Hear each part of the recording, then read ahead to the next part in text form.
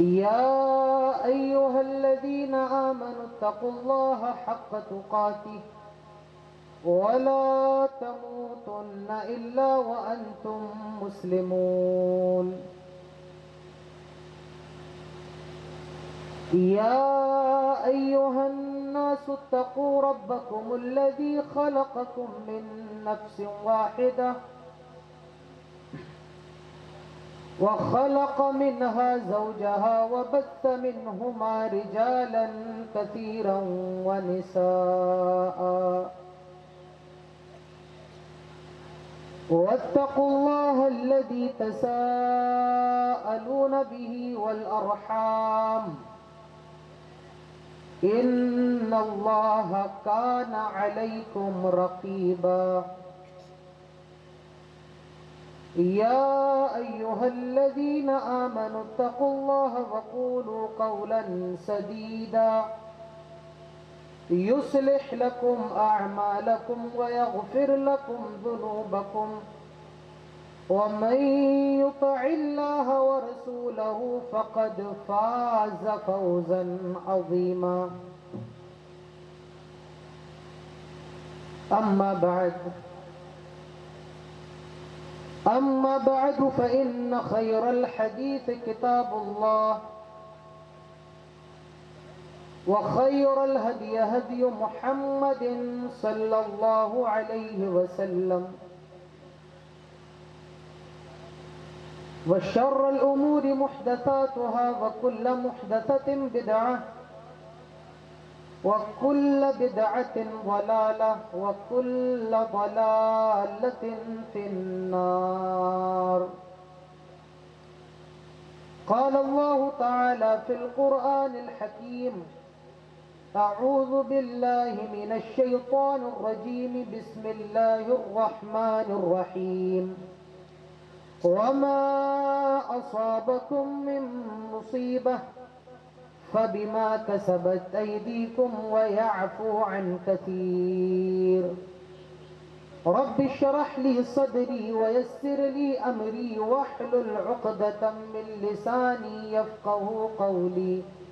رب زدني علما رب زدني علما اللهم رب زدني علما. آمین. اسٹیج پر جلوہ فروز لائق عزت اور احترام علماء کرام، پٹنہ کے مختلف گاؤں، بستیوں اور علاقوں سے تشریف لائے ہوئے میرے سامنے موجود سامعین حضرات، قوم کے غیور نوجوانوں، بزرگوں اور پردہ نشین عزت دار پیاری ماؤں اور بہنوں، سب سے پہلے ہر قسم کی تعریف و توصیف، کبریائی اور بڑائی، عزت و بزرگی صرف اور صرف اللہ رب العالمین کے لیے لائق اور زیبا ہے، جس نے ہم سب کو انسان بنایا اور انسان بنانے کے بعد سب سے بڑا احسان یہ کیا کہ ہم سب کو مسلمان بنایا۔ وہی رب العالمین ہے، وہی رب السماوات والارض ہے، وہی خالق کائنات ہے، وہی الرحمن اور الرحیم ہے، وہی مالک یوم الدین ہے، اور وہی علی کل شیء قدیر ہے۔ بعدہ درود و سلام ہو تمام نبیوں پر، تمام رسولوں پر بالعموم، اور بالخصوص ہمارے اور آپ کے پیارے نبی، آخری نبی، محبوب نبی، امام المرسلین، سید الاولین والآخرین، رحمت للعالمین، امام القبلتین، جناب محمد الرسول اللہ صلی اللہ علیہ وسلم پر اللہم صلی وسلم وبارک علیہ۔ پہلی مرتبہ آپ لوگوں کے درمیان حاضری کا موقع ملا ہے۔ جیسا کہ ناظم اجلاس نے آپ لوگوں کو بتایا،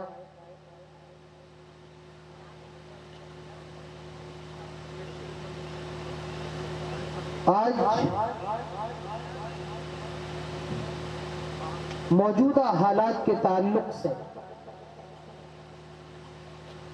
چند باتیں آپ لوگوں کے سامنے پیش کرنے کا من میں نے بنایا ہے۔ بات شروع کرنے سے پہلے اللہ رب العالمین سے دعا ہے وہ ہم سب کو کہنے اور سننے کے ساتھ عمل کرنے کی پوری توفیق نصیب فرمائے، آمین۔ آج ہم اور آپ جب دنیا پر ایک نگاہ ڈالتے ہیں، چاہے ہم اور آپ اپنے آگے دیکھیں، پیچھے دیکھیں، دائیں نظر ڈالیں یا بائیں نظر ڈالیں، تو ہمیں اور آپ کو بخوبی معلوم ہے انٹرنیٹ کا زمانہ ہے، یوٹیوب کا وقت ہے، فیس بک کا دور ہے کہ مسلمانوں کو مارا جا رہا ہے، پیٹا جا رہا ہے، ستایا جا رہا ہے۔ ہمارے نوجوانوں کو ناکردہ جرائم کی سزائیں دی جا رہی ہیں۔ مسلمان عورتوں کی عزت و ناموس کو چھلنی چھلنی کیا جا رہا ہے۔ چھوٹے چھوٹے معصوم بچے جن کی عمر کھیلنے کودنے کی ہے، ان بچوں کو مارا جا رہا ہے۔ کیا کبھی ہم نے اور آپ نے یہ سوچا ہے؟ کیا کبھی ہم نے اور آپ نے اس بات پر غور کیا ہے یہ مصیبتیں، یہ پریشانیاں، یہ ظلم، یہ ستم، یہ قتل و غارت گری کا بازار کیوں گرم ہے؟ کیوں مسلمانوں کو مارا جا رہا ہے؟ آئیے اس کا جواب میں آپ کو قرآن مقدس کی ایک آیت سے دیتا ہوں۔ اللہ تعالیٰ فرماتا ہے ظَهَرَ الْفَسَادُ فِي الْبَرِّ وَالْبَحْرِ بِمَا كَسَبَتْ أَيْدِي النَّاسِ۔ اس زمین کے اوپر اور اس تری کے اوپر جو فساد نظر آ رہا ہے، جو بگاڑ نظر آ رہا ہے، بِمَا كَسَبَتْ أَيْدِي النَّاسِ، یہ انسانوں کے اپنے ہاتھوں کی کمائی ہے۔ اللہ تعالیٰ قرآن میں دوسری جگہ ارشاد فرماتا ہے وَمَا أَصَابَكُم مِّن مُّصِيبَةٍ فَبِمَا كَسَبَتْ أَيْدِيكُمْ وَيَعْفُو عَن كَثِيرٍ۔ آئے مسلمانوں، تم پر جو بھی مصیبتیں نازل ہوتی ہیں، تم پر جو بھی پریشانیاں نازل ہوتی ہیں، بِمَا كَسَبَتْ أَيْدِيكُمْ، یہ تمہارے اپنے ہاتھوں کی کمائی ہے، یہ تمہارے گناہوں کا نتیجہ ہے، یہ تمہاری خرابیوں کا نتیجہ ہے، یہ تمہارے پاپوں کا نتیجہ ہے۔ وَيَعْفُو عَن كَثِيرٍ، اور اللہ تعالیٰ ہر گناہ پر تمہاری پکڑ نہیں کرتا ہے، بہت سے گناہوں کو تو اللہ تعالیٰ یوں ہی معاف کر دیتا ہے، ہر گناہ پر اللہ تعالیٰ تمہاری گرفت نہیں کرتا ہے۔ معلوم یہ چلا میرے بھائیوں، آج ہم بگڑ گئے ہیں، آج ہم خراب ہو گئے ہیں، آج اسی لیے ہمیں مارا جا رہا ہے، ہمیں ستایا جا رہا ہے، ظلم و ستم کی چکیریں مسلمانوں کو پیسا جا رہا ہے۔ اپنے وقت کے بہت بڑے عالم ہیں، بہت بڑے امام ہیں، نام ہے ان کا حسن بصری رحمت اللہ علیہ، آپ سب نے نام سنا ہو، حسن بصری رحمت اللہ علیہ۔ اور اس وقت کے ظالم اور جابر بادشاہ، نام ہے اس کا حجاج ابن یوسف، جو بہت بڑا ظالم اور جابر حکمراں ہے۔ لوگ حجاج ابن یوسف کی شکایت دے کر کے امام حسن بصری کے پاس آئے اور کہنے لگے آپ حجاج ابن یوسف کو سمجھاتے کیوں نہیں ہیں؟ وہ ہم پر کتنا زیادہ ظلم کرتا ہے، کتنا زیادہ ستاتا ہے، کتنا زیادہ اتیاچار کرتا ہے، آپ حجاج کو سمجھائیے، آپ حجاج ابن یوسف کو نصیحت کیجئے، آپ اس کو ظلم و ستم کرنے سے روکیے۔ میرے بھائیوں ذرا غور سے سنو، حسن بصری رحمت اللہ علیہ نے اس وقت کیا جواب دیا تھا؟ امام حسن بصری نے جواب دیا، آئے حجاج ابن یوسف کی شکایت دے کر کے آنے والوں، آئے حجاج ابن یوسف کو برا بھلا کہنے والوں، آئے حجاج ابن یوسف کی شکایت اور شکوہ کرنے والوں، سنو، ما جاء الحجاج الا بذنوبنا، حجاج یہ جو ہمارے اوپر مسلط ہے، الا بذنوبنا، اللہ تعالیٰ نے ہمارے گناہوں کی وجہ سے ہمارے اوپر حجاج کو مسلط کیا ہے۔ ان الحجاج عذاب اللہ، حجاج یہ اللہ تعالیٰ کا عذاب ہے۔ معلوم یہ چلا مسلمانوں، جب تم بددین ہو جاتے ہو، آئے مسلمانوں، جب دین کی کمیاں اور جب تم دین کے اندر کمزور پڑ جاتے ہو، جب تم گناہوں کے اندر مبتلا ہو جاتے ہو، اللہ تعالیٰ ظالم اور جابر بادشاہ تمہارے اوپر مسلط کرتا ہے، جو تمہارے بزرگوں کی عزت کو تار تار کرتا ہے، تمہاری عورتوں کی توہین کرتا ہے، تمہارے بچوں پر شفقت نہیں کرتا ہے، اور تمہارے نوجوانوں کو قتل کرتا ہے۔ میرے بھائیوں، ذرا ہم اور آپ غور کریں کہ آج ہمارا اور آپ کا کیا حال ہے؟ آج یہ مصیبتیں کیوں آ رہی ہیں؟ آج یہ پریشانیاں کیوں آ رہی ہیں؟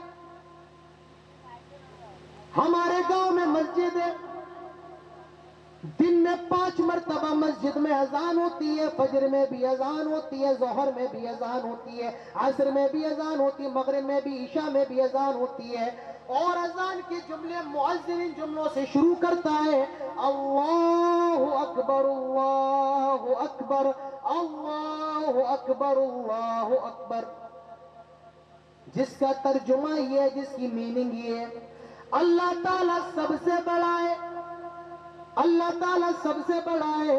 اے مسلمانوں، جب تم اللہ تعالیٰ کی کبریائی کا اعلان کرتے ہو اور یہ نعرہ تکبیر لگاتے ہو، اللہ اکبر اللہ اکبر، اللہ تعالیٰ سب سے بڑا ہے، اللہ تعالیٰ سب سے بڑا ہے۔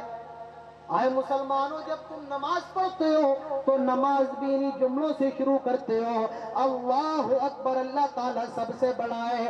جب تم اللہ کی کبریائی کا اعلان کرتے ہو اور اللہ تعالیٰ کو بڑا مانتے ہو، جب تم نعرہ تکبیر لگاتے ہو، اے مسلمانوں، تو تم اللہ تعالیٰ کے سامنے جھکتے کیوں نہیں ہو؟ تم اللہ تعالیٰ کی غلامی کیوں اختیار نہیں کرتے ہو؟ تم اللہ تعالیٰ کی بندگی کیوں نہیں کرتے ہو؟ تم اللہ تعالیٰ کے سامنے سجدہ ریز کیوں نہیں ہوتے ہو؟ جب تم اس بات کو اقرار کرتے ہو کہ اللہ سے بڑا کوئی نہیں ہے، تو تم اللہ کے غلام کیوں نہیں بن جاتے ہو؟ آئے مسلمانوں، آج تم نے اللہ تعالیٰ کی غلامی کو چھوڑ دیا، آج تم نے اللہ تعالیٰ کی بندگی کو چھوڑ دیا۔ آج ہماری مسجدوں میں چلے آؤ، مسجدوں میں نمازی نہیں، مسجدیں ویران پڑی ہیں، چیخ رہی ہیں، چلا رہی ہیں، کہاں گئے نمازی؟ کہاں گئے مسجدوں کو آباد کرنے والے؟ آج شراب خانوں میں چلے جاؤ، آج آپ ٹاکیز میں چلے جاؤ، سنیما گھروں میں چلے جاؤ اور دیکھو، مسلمانوں کو دیکھو، میں غیروں کی بات نہیں کر رہا ہوں۔ آئے مسلمانوں، اللہ تعالیٰ نے تمہیں پیدا اسی لیے کیا تھا، تم شراب خانوں کو تالا لگاؤ۔ آج مسلمان شراب خانوں کو آباد کر رہا ہے۔ آج مسلمانوں، اللہ نے تمہیں پیدا اسی لیے کیا تھا، تم جوئے کے اڈوں کو بند کر دو، لیکن آج تم جوئے خانوں کو آباد کر رہے ہو۔ آج ہماری مسجدیں ویران ہیں، مسجدوں میں نمازی نہیں ہے۔ میرے بھائیوں، آج سے 10 سال پہلے، 20 سال پہلے مسجدوں کا حال دیکھو، مسجدوں میں پنکھے نہیں ہوتے تھے، پھوس کی مسجدیں، ٹین کی مسجدیں ہوتی تھی، مسجدوں کے اندر کنواں ہوتا تھا یا ہینڈ پائپ لگا ہوتا تھا جس سے وضو کے لیے پانی نکالا جاتا تھا، لائٹ نہیں تھی، پنکھے نہیں تھے، موٹر نہیں تھا۔ آج مسجدوں میں پتھر بھی لگائے، آج مسجدوں میں ٹائلز بھی لگائے، آج مسجدوں میں موٹر بھی لگائے، لاکھوں کی قالین بچھی ہے، مسجدوں میں 50-60 ہزار کی گھڑیاں بھی لگی ہیں۔ لیکن میرے بھائیوں، یاد رکھو، مسجدوں کو بڑا بنا لینا، مسجدوں میں قالین بچھا لینا، مسجدوں میں ٹائلز لگا لینا، مسجدوں میں پتھر لگا لینا، مسجدوں میں مہنگی گھڑیاں لگا لینا، یہ بڑی بات نہیں ہے، بلکہ مسجدوں کو آباد کرنا یہ بڑی بات علامت ہے. شاعر کہتا ہے مسجد کو بنا دی شب بھر میں ایمان کی حرارت والوں نے, من اپنا پرانا پاپیے برسوں میں نمازی بن نہ سکا. تو مسجدوں کو بڑا بنا لینا, مسجدوں کو شاندار بنا لینا, مسجدوں میں ٹائلز لگا لینا, مسجدوں میں پتھر لگا لینا, مسجدوں میں لائٹنگ کرنا یہ بڑی بات نہیں ہے. مسجدوں کو آباد کرو, شاندار رہی مسجدوں کو جاندار بناؤ. انما یعمر مساجد اللہ من آمن باللہ والیوم الآخر. اللہ کے گھروں کو وہی لوگ آباد کرتے ہیں, اللہ کی مسجدوں کو تو وہی لوگ آباد کرتے ہیں جو اللہ پر ایمان رکھتے ہیں اور قیامت کے دن پر ایمان رکھتے ہیں. تو میرے بھائیوں, آج مسلمانوں کو مارا جا رہا ہے, ستایا جا رہا ہے. سارے منظر ہمارے اور آپ کے سامنے ہیں. فلسطین کی تصویر بھی ہمارے اور آپ کے سامنے. آج وہاں پر اسپتالوں پر بم برسائے جا رہے ہیں. جوان تو دور کی بات ہے, بچوں کو مارا جا رہا ہے. اور صرف یہ مسئلہ فلسطین کا نہیں ہے, سیریا کا نہیں ہے, بلکہ پوری دنیا پر آپ طائرانہ نظر دوڑائے تو آپ کو یہی صورتحال دیکھنے میں نظر آئے گی. آج کی تقریر میں ہم یہ جاننے کی کوشش کریں گے, آج کے پروگرام میں ہم یہ سمجھنے کی کوشش کریں گے یہ مسلمانوں پر مصیبتیں کیوں نازل ہو رہی ہیں, مسلمانوں پر ظلم و ستم کے پہاڑ کیوں توڑے جا رہے ہیں. میرے بھائیوں, 3 باتیں آج میں آپ کو بتاؤں گا. آئے پٹنہ کے لوگوں, آئے پیٹا کے لوگوں, یہ 3 باتیں, یہ 3 وجوہات میں آپ لوگوں کے سامنے رکھوں گا کہ آج مسلمانوں کو کیوں مارا جا رہا ہے. 3 وجوہات. پہلی وجہ, کان کھول کر کے سنو,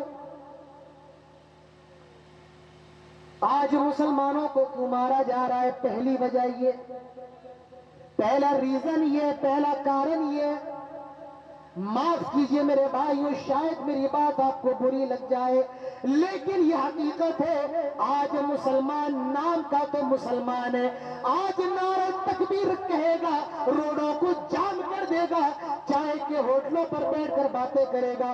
سعودی عرب کا بادشاہ یہ کر رہا ہے, ترکی کا صدر یہ کر رہا ہے. آج باتوں میں ہم آگے ہیں, چیخنے چلانے میں آگے ہیں, لیکن عمل کے میدان میں زیرو ہے. آج عمل ہمارے اور آپ کی یہاں نہیں.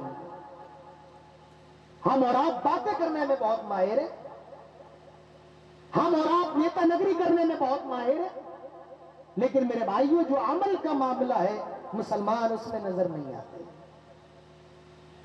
عمل کا معاملہ نہیں, عمل کا جذبہ نہیں. تو آج مسلمانوں کو مارا اسی لیے جا رہا ہے, ستایا اسی لیے جا رہا ہے. میرے بھائیوں, آج مسلمانوں کے اندر عمل نہیں ہے. آج مسجدوں میں چلے آؤ, مسجدیں ویران ہیں, اور جب یہی جمعے کا دن آتا ہے مسجدوں میں نمازی بھر جاتے ہیں, مسجدیں فل ہو جاتی ہیں, اندر بھی نمازی, باہر بھی نمازی, اوپر بھی نمازی, نیچے بھی نمازی. لیکن جب جمعے کا دن چلا جاتا ہے, نہ جانے نمازیوں کو زمین کھا جاتی ہے, آسمان نکل جاتا ہے, اللہ جانے یہ کہاں چلے جاتے ہیں. تو میرے بھائیوں, آج عمل نہیں ہے, عمل کے معاملے میں آگے آؤ. آئیے میں آپ کے سامنے قرآن کی سب سے چھوٹی سورتوں میں ایسی ایک سورت رکھتا ہوں, اور اس سورت کا نام سورۃ العصر ہے.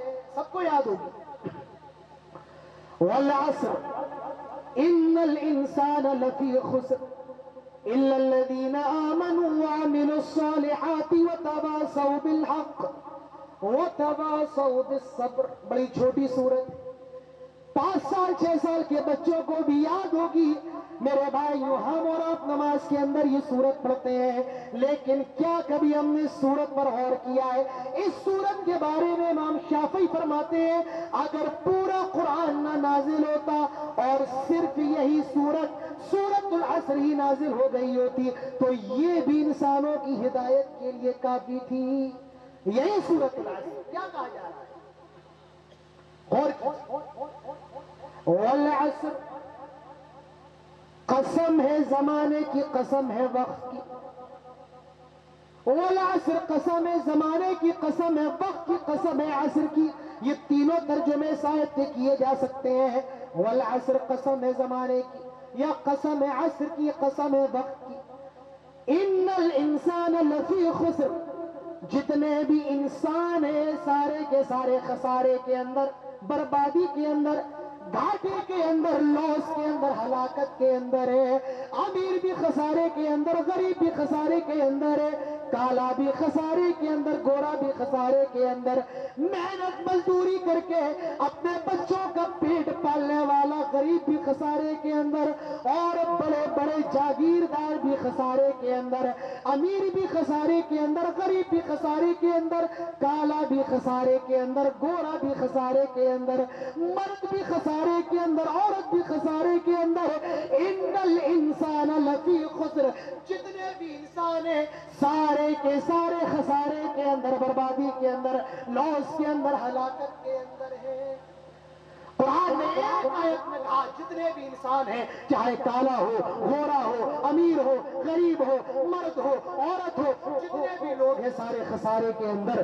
اب سوال یہ ہے کہ جب سارے خسارے کے اندر ہیں تو کامیاب کون ہوگا؟ اب بتایا جا رہا ہے، کہا چار چیزیں جن کے اندر ہیں وہ کامیاب۔ اب غور کرو یہ چار چیزیں کیا ہیں، بتایا جا رہا ہے۔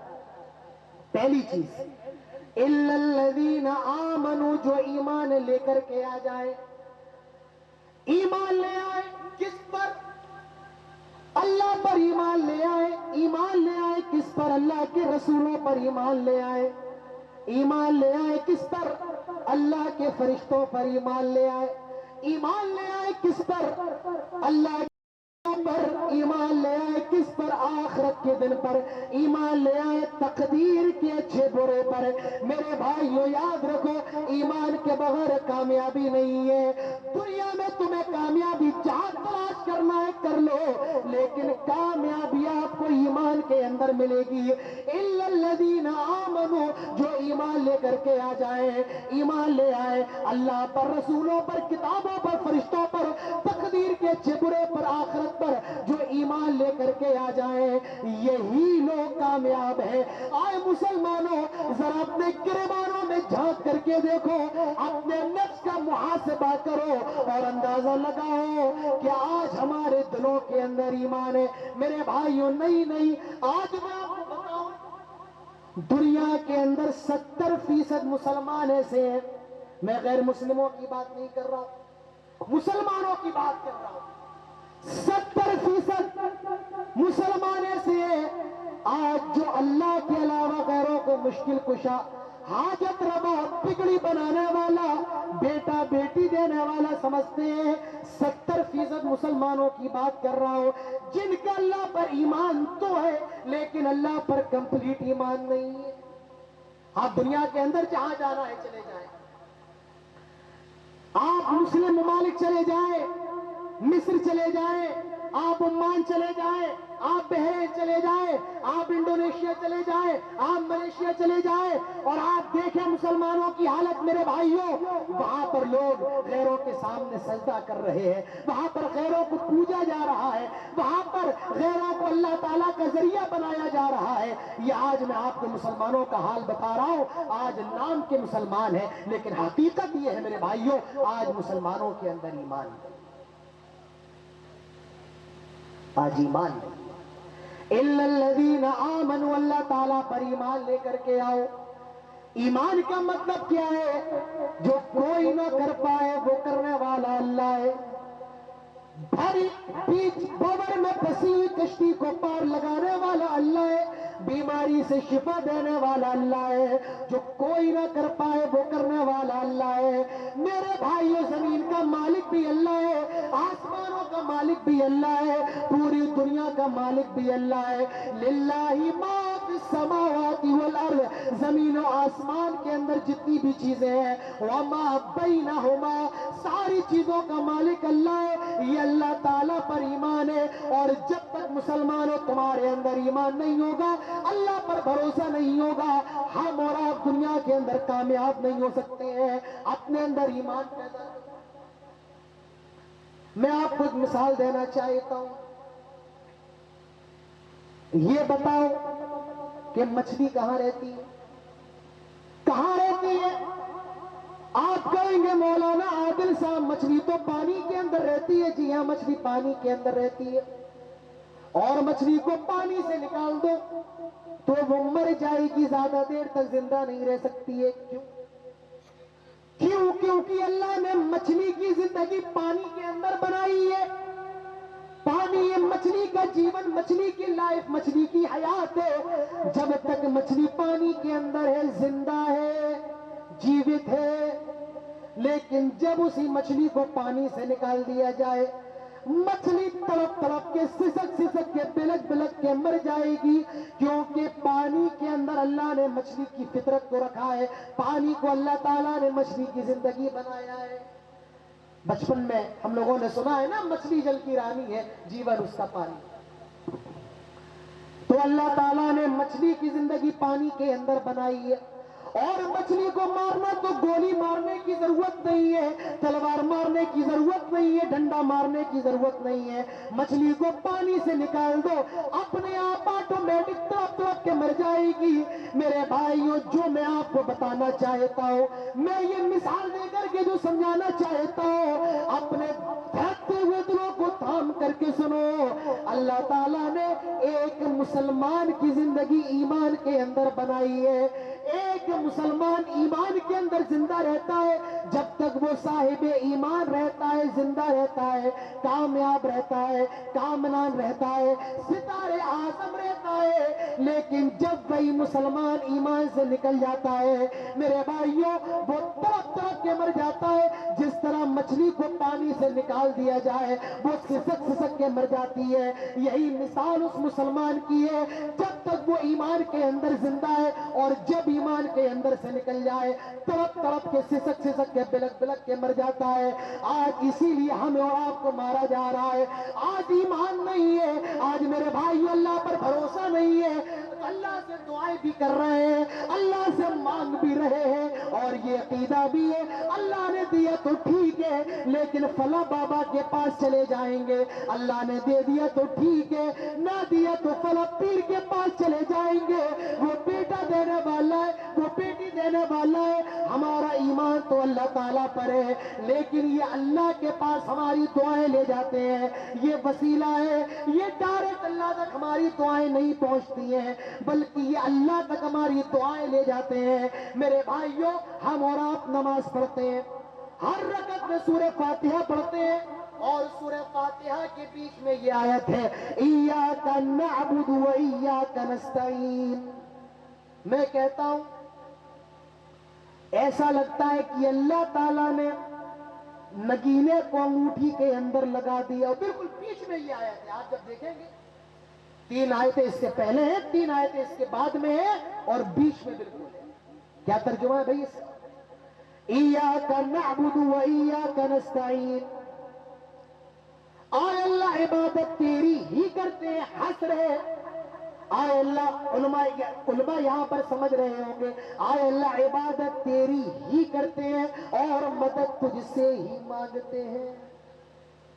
اگر آپ اس کا ترجمہ تھوڑا سا بدل دیں اور ہی کی جگہ بھی لگا دیں, آئے اللہ عبادت تیری بھی کرتے ہیں اور مدد تجھ سے بھی مانگتے ہیں. میرے بھائیو, یہی شرک ہے. اگر اللہ کی ہی عبادت تو یہ توحید ہے, اور اللہ کی بھی عبادت تو یہ شرک ہے. ہی اور بھی کا, توحید اور شرک کا جو جھگڑا ہے وہ صرف ہی اور بھی کا جھگڑا ہے.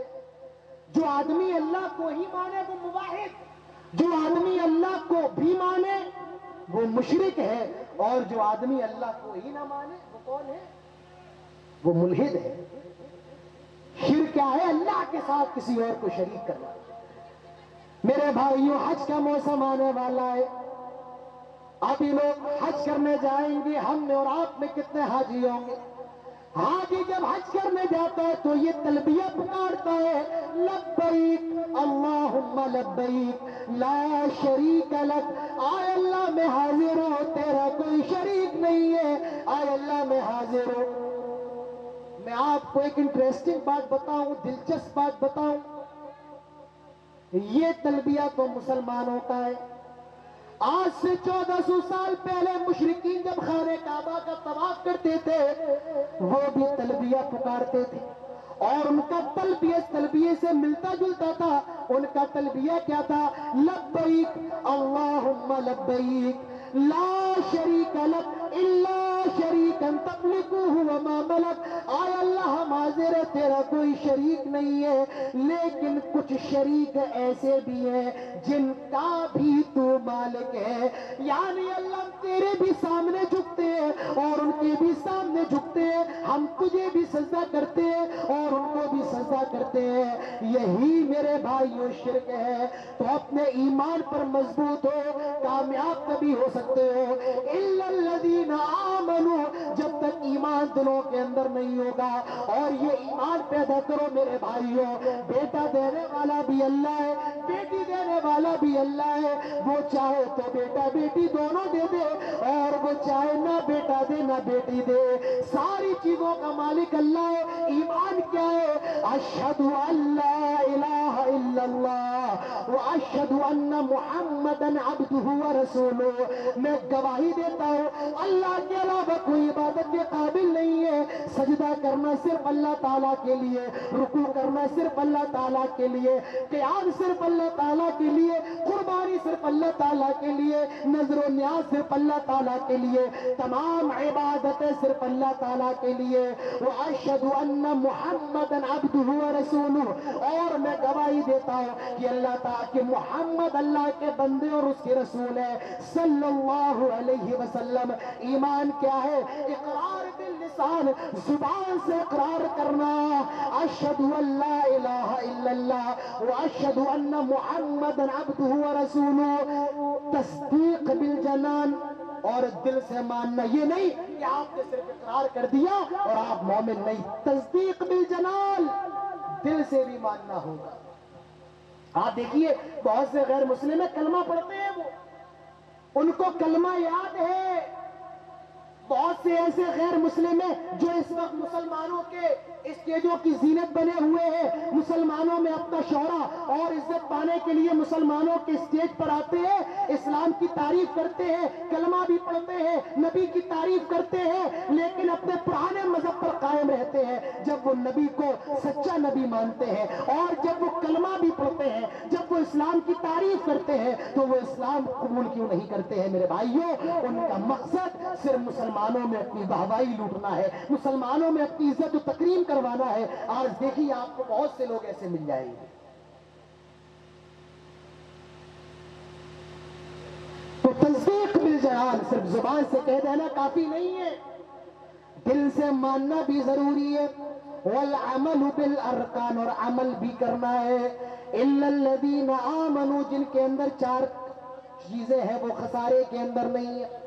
پہلی چیز ایمان، ایمان لے آئے، اشہد ان لا الہ الا اللہ واشہد ان محمدا عبدہ ورسولہ کا اقرار کر لیا، کیا کافی نہیں؟ نہیں۔ اس کے بعد فرمایا وَعَمِلُوا الصَّالِحَاتِ، آپ کو نیک عمل بھی کرنا ہے، آپ کو نماز بھی پڑھنا ہے، آپ کو رمضان کے روزے بھی رکھنا ہے۔ اللہ نے آپ کو پیسہ دیا ہے، اللہ نے آپ کو مال و دولت سے سرفراز کیا ہے، اللہ نے آپ کو مال سے نوازا ہے، اور آپ کے مال پر سال گزر چکا ہے اور آپ کا مال نصاب کو پہنچ چکا ہے، تو اپنے مال کی زکات بھی دینا ہے۔ اللہ نے آپ کو پیسہ دیا ہے اور آپ کے اوپر حج فرض ہو گیا ہے، آپ کو حج بھی کرنا ہے، آپ کو قربانی بھی کرنا ہے، آپ کو پڑوسیوں کا حقوق بھی ادا کرنا ہے، آپ کو ماں باپ کا حقوق بھی ادا کرنا ہے۔ وَعَمِلُوا الصَّالِحَاتِ، آپ کو نیک عمل بھی کرنا ہوگا، اور نیک عمل کے اندر سب سے پہلی چیز، سب سے اول چیز میرے بھائیوں نماز ہے۔ اللہ کے پیارے نبی جناب محمد رسول اللہ صلی اللہ علیہ وسلم ارشاد فرماتے ہیں بنی الاسلام علی خمس، اسلام کی بنیاد 5 چیزوں پر ہے۔ آپ ایسے سمجھ لیں کہ آپ ایک مکان بنائیں اور اس مکان کے آپ 5 کھمبے بنائیں، 5 ستون بنائیں، اسلام ایک چھت کی طرح ہے، اور اس چھت کے 5 ستون ہیں، 5 کھمبے ہیں۔ بنی الاسلام علی خمس، اسلام کی بنیاد 5 چیزوں پر ہے. پہلی چیز شہادت واللہ الہ الا اللہ وَأَنَّ مُحَمَّدًا عَبْدُهُ وَرَسُولُهُ. اس بات کا اقرار کرنا اللہ تعالیٰ کے علاوہ کوئی عبادت کے لائق نہیں ہے اور محمد صلی اللہ علیہ وسلم اس کے بندے اور رسول ہے. دوسری چیز وَإِقَامِ الصَّلَاةِ، نماز قائم کرنا. اسلام کی بنیاد جن 5 چیزوں پر ہے اس میں دوسری چیز میرے بھائیوں نماز قائم کرنا. لیکن آج بڑے افسوس کے ساتھ کہنا پڑے گا، آج مسلمانوں آج اسی عبادت کو تم نے پس پشت ڈال دیا.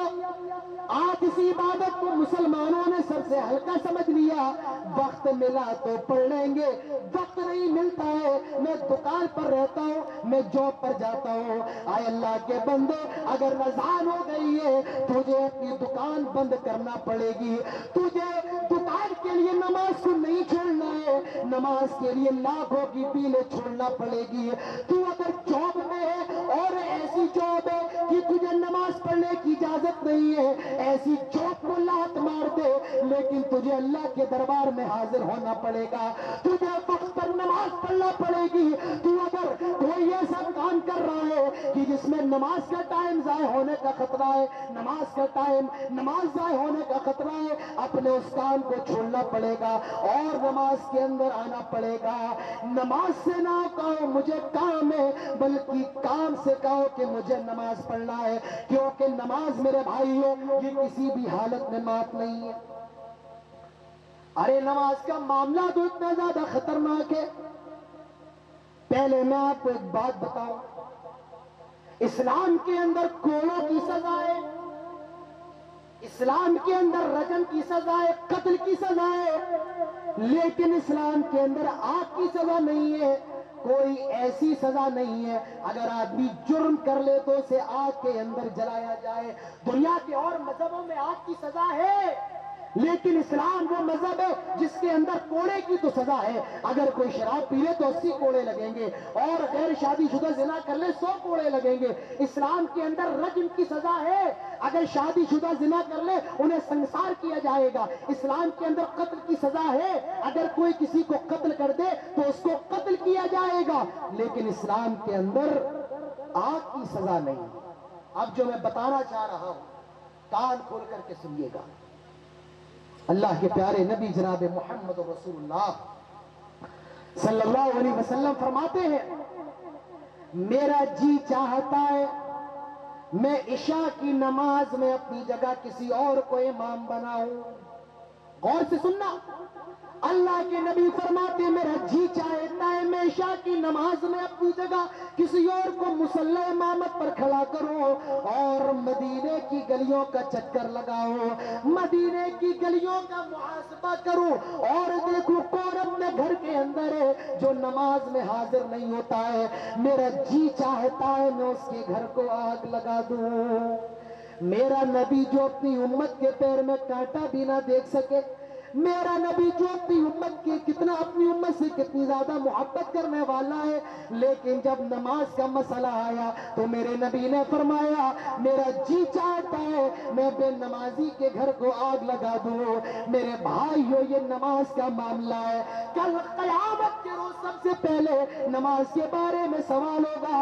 اول ما يحاسب به العبد يوم القیامت الصلاۃ. سب سے پہلے نماز کا سوال ہوگا. کتنا کما کے آیا یہ سوال نہیں، کیا دنیا کے اندر پراپرٹی بنا کر کے آیا یہ سوال نہیں، اپنے بچوں کی شادی کتنے کروڑ کی یہ سوال نہیں، کتنے گھر بنا یہ سوال نہیں، کتنا بینک بیلنس لے کر کے آیا یہ سوال نہیں. سب سے پہلا سوال نماز کے بارے میں ہوگا. اگر نماز صحیح ہے صلوحت سائر عملی، سارے عمل صحیح ہوں گے، اور اگر نمازیں ہی خراب ہیں تو سارے عمل خراب ہوں گے. ذرا اپنے گریبانوں میں ہاتھ ڈالو. آئے مسلمانوں، کل قیامت کے روز تم کون سے عمل لے کر کے جاؤ گے؟ کون سی نمازیں لے کر کے جاؤ گے؟ کون سے سجدے لے کر کے جاؤ گے؟ ارے کسی شاعر نے کہا تھا وہ ایک سجدہ جسے تو گرا سمجھتا ہے 1000 سجدوں سے دیتا ہے آدمی کو نجات. اللہ تعالیٰ نے کہا تھا اسجدوا لآدم، آدم کو سجدہ کرو. فسجدوا سارے فرشتوں نے سجدہ کیا الا ابلیس لیکن ابلیس نے سجدہ نہیں کیا. ایک سجدہ نہیں کیا. آدم کو ایک حکم نہیں مانا, پوری زندگی اللہ تعالیٰ کے لیے سجدہ کرتا رہا, اللہ تعالیٰ کے لیے رکوع کرتا رہا. ایک سجدے کا انکار کیا, وَكَانَ مِنَ الْكَافِرِينَ, اللہ تعالیٰ نے اس کو کافر قرار دے دیا. آج مسلمانوں تم روز کتنے سجدوں کا انکار کرتے ہو. ارے سنت نمازیں تو چھوڑو, سنن رواتب چھوڑو, فرض نماز فجر کی نماز دیکھ لو, 2 رکعتیں ٹوٹل 4 سجدے, ظہر کی نماز 8 سجدے, عصر میں 8 سجدے, مغرب میں 6 سجدے, شام میں 8 سجدے. اب گھر جا کر ان سارے سجدوں کو جوڑنا اور اندازہ لگانا کتنے سجدے ہو رہے ہیں. ابلیس نے ایک سجدے کا انکار کیا, اللہ نے اس کو کافر قرار دے دیا. اور میرے بھائیوں, یہی ایک سجدے کا انکار کیا, ہم اور آپ ہر روز کتنے سجدوں کا انکار کر رہے ہیں. ہمارا اور آپ کا کیا انجام ہونے والا. نماز ایسی عبادت ہے, نماز کے اندر کوئی کمپرومائز نہیں, نماز کے اندر کمپرومائز نہیں. اگر کھڑے ہو کے نماز نہیں پڑھ سکتے ہو تو بیٹھ کے پڑھ لو نا. شریعت نے اجازت دی ہے بیٹھ کے پڑھ لو, اور بیٹھ کر پڑھنے کی طاقت نہیں ہے, شریعت نے اجازت دی ہے کہ لیٹ کر کے پڑھ لو. اور اگر حرکت نہیں کر سکتے ہو, نیت نہیں باندھ سکتے ہو, ایسا کرو آنکھوں کے اشارے سے پڑھ لو, لیکن پڑھو. ارے نماز کا معاملہ تو یہ ہے, اگر حالت جنگ میں ہو تلواریں چل رہی ہے, اگر حالت جنگ میں ہو توپ چل رہی ہے, نیزہ اور خنجروں کی بارش ہو رہی ہے, اذا كنت فيهم فاقمت لهم الصلاة, اے میرے نبی ایسی صورت میں بھی نماز معاف نہیں ہے. میرے بھائیوں, نماز کا تو یہ معاملہ ہے. آج ہم نے اور آپ نے اس نماز کو سب سے ہلکا سمجھ لیا. ٹائم ملا تو پڑھ لیا اور ٹائم ملا تو چھوڑ دیا. کتنے آرام سے کہتے ہیں مولانا صاحب ٹائم نہیں ملتا ہے. ارے اللہ کے بندے, نماز کے لیے ٹائم پوری کائنات ایک طرف ہو سکتی ہے, آسمان کے اندر دراریں آ سکتی ہے, زمین ریزہ ریزہ ہو سکتی ہے, پہاڑ پھٹ سکتا ہے, لیکن نماز کو اس کے وقت سے مؤخر نہیں کیا جا سکتا ہے. نماز کو اس کے وقت پر پڑھنا ہوگا. ہمارے نبی نے بددعا کی ہے ان کافروں کے لیے جن کی وجہ سے آپ صلی اللہ علیہ وسلم کی عصر کی نماز چھوٹ گئی. اور یاد رکھو میرے بھائیوں,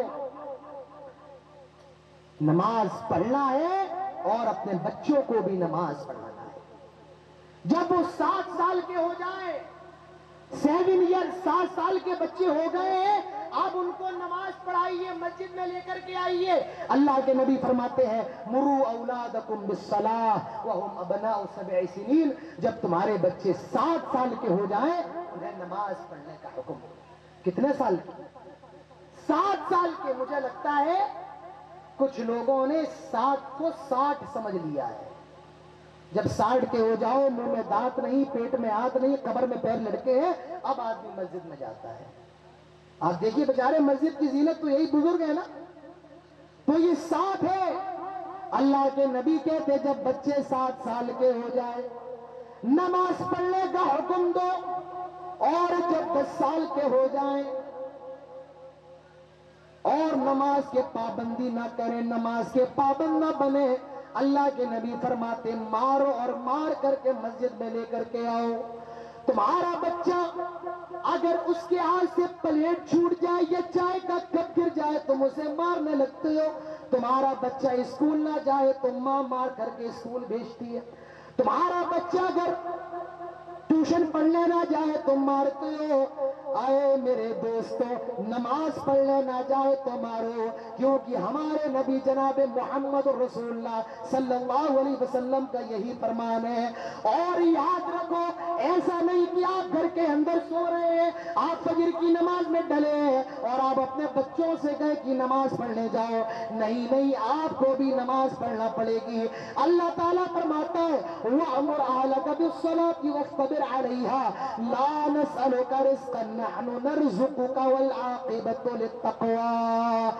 خود وَأْمُرْ أَهْلَكَ بِالصَّلَاةِ, اے لوگوں اپنے بیوی بچوں کو نماز کا حکم دو علیہ, اور تم بھی نماز پر جم جاؤ. لا नसअलुका रिज़्क़न नहनु नरज़ुक़ुका वल आक़िबतु लित्तक़वा।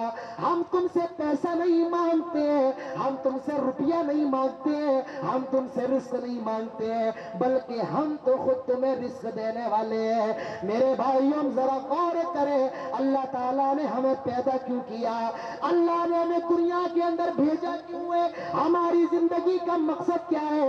अल्लाह ताला ऐलान करता है वमा खलक़तुल जिन्न वल इंसा इल्ला लियअबुदून।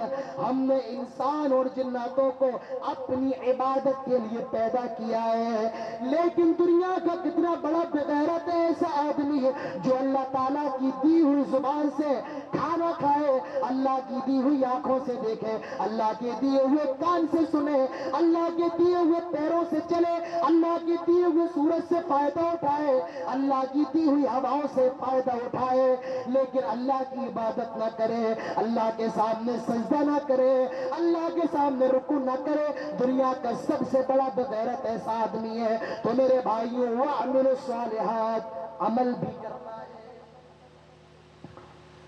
वतवासौ बिल हक, हक बात की दावत देना है,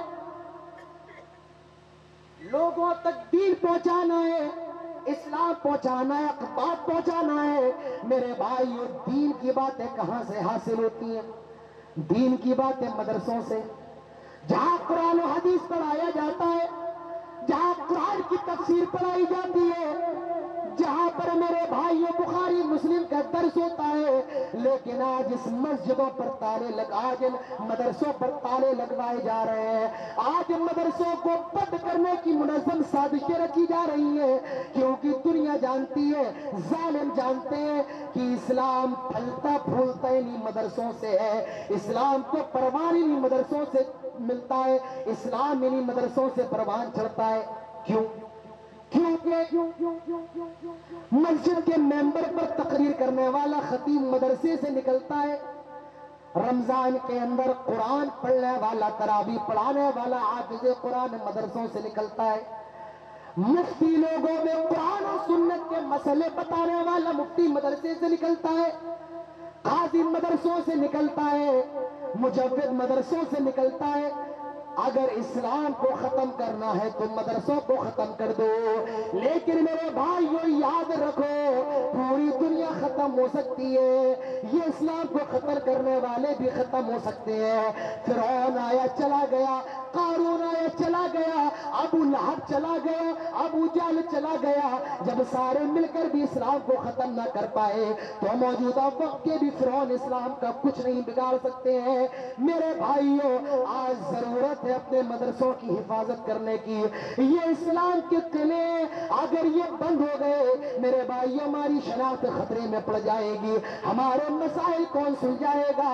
अगर ये मदरसे बंद हो गए तुम्हारे बाप का जनाजा कौन पढ़ाएगा? आपके निकाह कौन पढ़ाएगा? आपको दीन के मसले कौन बताएगा? नमाज कौन पढ़ाएगा? आज जरूरत है अपने मदरसों की हिफाजत करने की, आज जरूरत है अपने मदरसों की बुनियादें मजबूत करने की। आपके गांव का मदरसा, मदरसा ज़ियाउल उलूम मेरे भाइयों, ज़िया का मतलब रोशनी होता है और उलूम ये इल्म की जमा है, इल्म की रोशनी है। आज जरूरत है अपने इस मदरसे को मजबूत कीजिए, यहाँ से जो बच्चे निकले वो उस इल्म की सूरज की तरह हो जो जहां को अपनी रोशनी से मुनव्वर कर दे। वो मेरे भाइयों वो तवासौ बिल हक, आपको दीन की दावत देना है, आपको लोगों को तौहीद की तरफ, इस्लाम की तरफ बुलाना है। और याद रखिए जब आप लोगों को तौहीद की दावत देंगे, जब आप लोगों को इस्लाम की दावत देंगे, जब आप लोगों को इस्लाम की तरफ बुलाएंगे तो आपको मार भी खाना पड़ेगी, आपको गालियां भी सुनना पड़ेंगी, आपको चोर भी कहा जाएगा, डाकू भी कहा जाएगा। इसीलिए अल्लाह ने जो चौथी बात फरमाई वो तवासौ बिस्सब्र, ये जो दीन का रास्ता है कांटों भरा है, ये जो दीन की सड़क के चारों तरफ कांटे हैं, वह तवासौ बिस्सब्र, सब्र भी करना पड़ेगा। मेरे भाइयों रास्ता बड़ा खतरनाक है। मुझसे पूछो ये तबलीग का रास्ता, दावत का रास्ता कैसा रास्ता है? कांटों से गुजरना पड़ता है, बंदूकों के सामने खड़ा होना पड़ता है, तोपों का मुकाबला करना पड़ता है, कब दुश्मन हमला कर दे कोई नहीं जानता।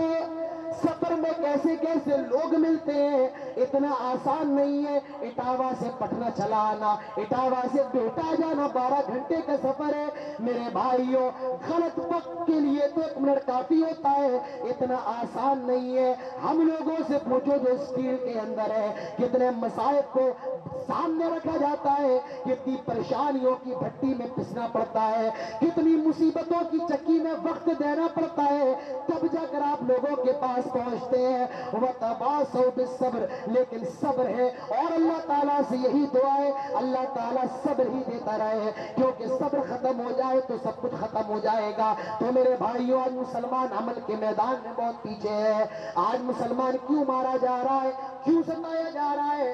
पहली वजह यही है, आज अमल नहीं है। तो मुसलमानों अपने अंदर अमल पैदा करो, अपनी मस्जिदों को आबाद करो, अपने घरों को इस्लामी घर बनाओ, अपने मोहल्ले को इस्लामी समाज, इस्लामी मुआशरा बनाओ।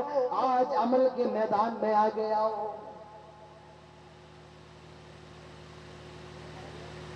दूसरी चीज, मुसलमानों को क्यों मारा जा रहा है, दूसरी वजह, आज मुसलमान दुनिया की मोहब्बत का दीवाना हो गया। दुनिया सुबह होती है, दुनिया रात में आगे बंद कर रहा है। कारोबार, पैसा, दुनिया, माल, दौलत। आज पूरी दुनिया का मुसलमान दौलत, शोहरत की तरफ दौड़ रहा है। आए मुसलमानों, कब से तुम दौलत की तरफ दौड़ने लगे, कब से तुम दुनिया की तरफ दौड़ने लगे? अरे हमें दौड़ना तो है, लेकिन किसकी तरफ? फफिर्रू इलल्लाह, अल्लाह ताला की तरफ। अल्लाह ताला फरमाता है फफिर्रू इलल्लाह, आए लोगों अल्लाह ताला की तरफ दौड़ो।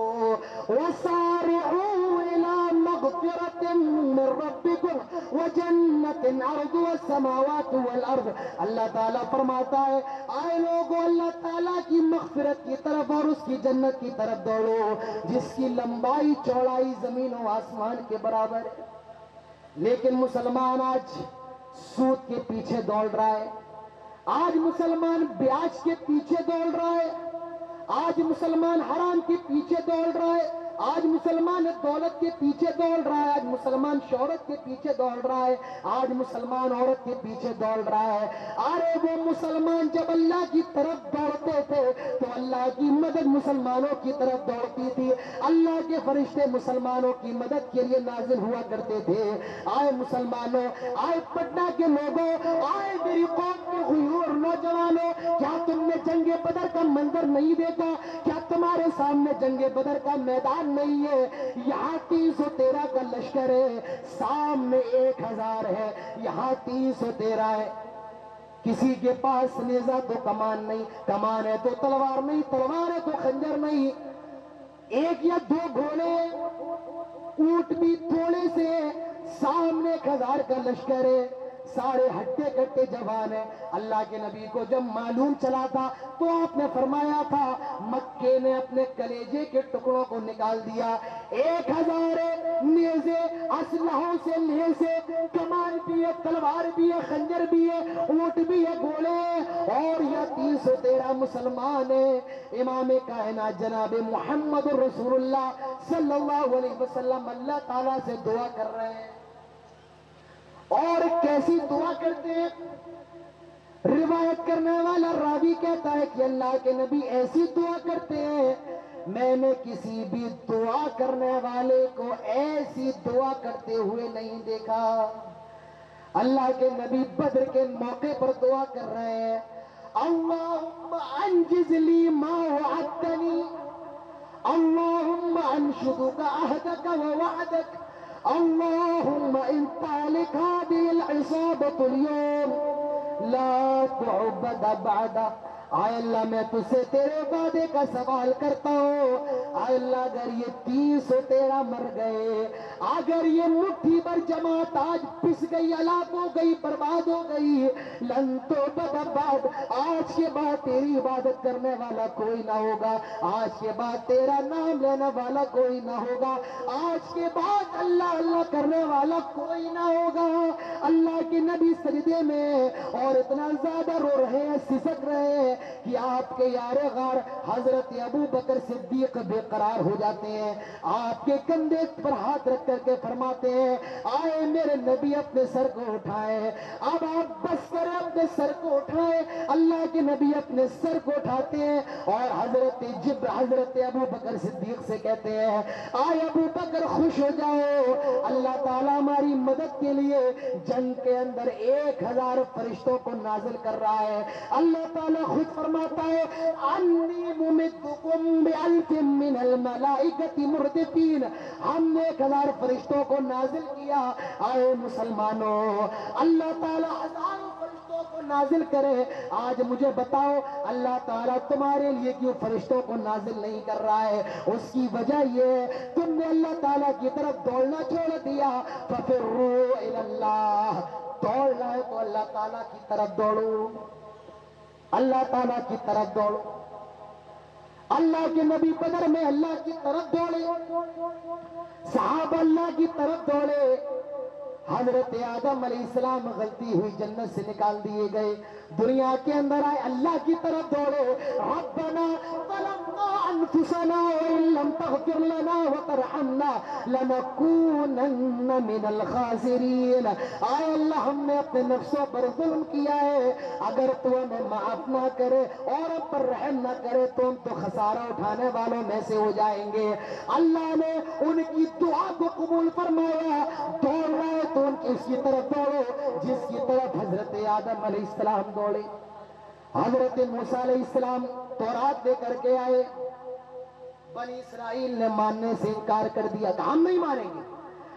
یہودیوں نے ماننے سے انکار کر دیا، کہا ہے موسیٰ جب تک ہم اللہ تعالیٰ کو دیکھ نہ لیں، جیسے آپ اللہ تعالیٰ سے بات کرتے ہیں ہم اللہ سے بات نہ کر لیں، ہم اللہ تعالیٰ کو دیکھ نہ لیں، ہم اس تورات کے اوپر ایمان لے کر کے نہیں آئے، ہم تورات تو مانیں گے نہیں۔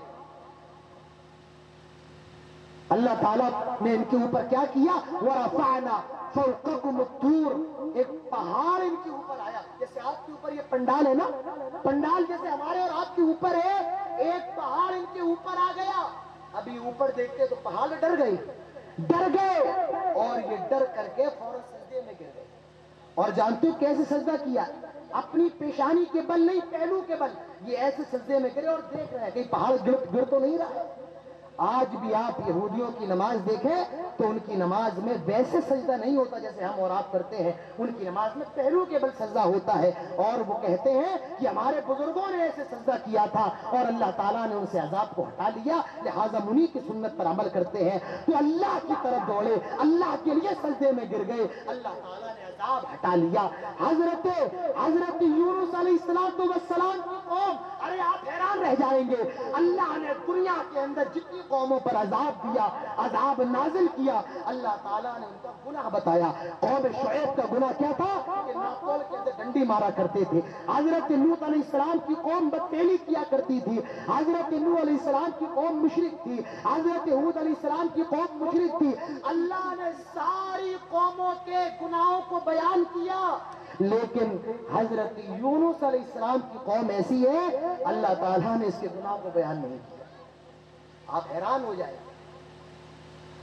یہ قوم ایسی قوم ہے کہ اللہ نے اس کے جرم کو بیان نہیں کیا۔ اس کا جرم کیا تھا جانتے ہو کیوں؟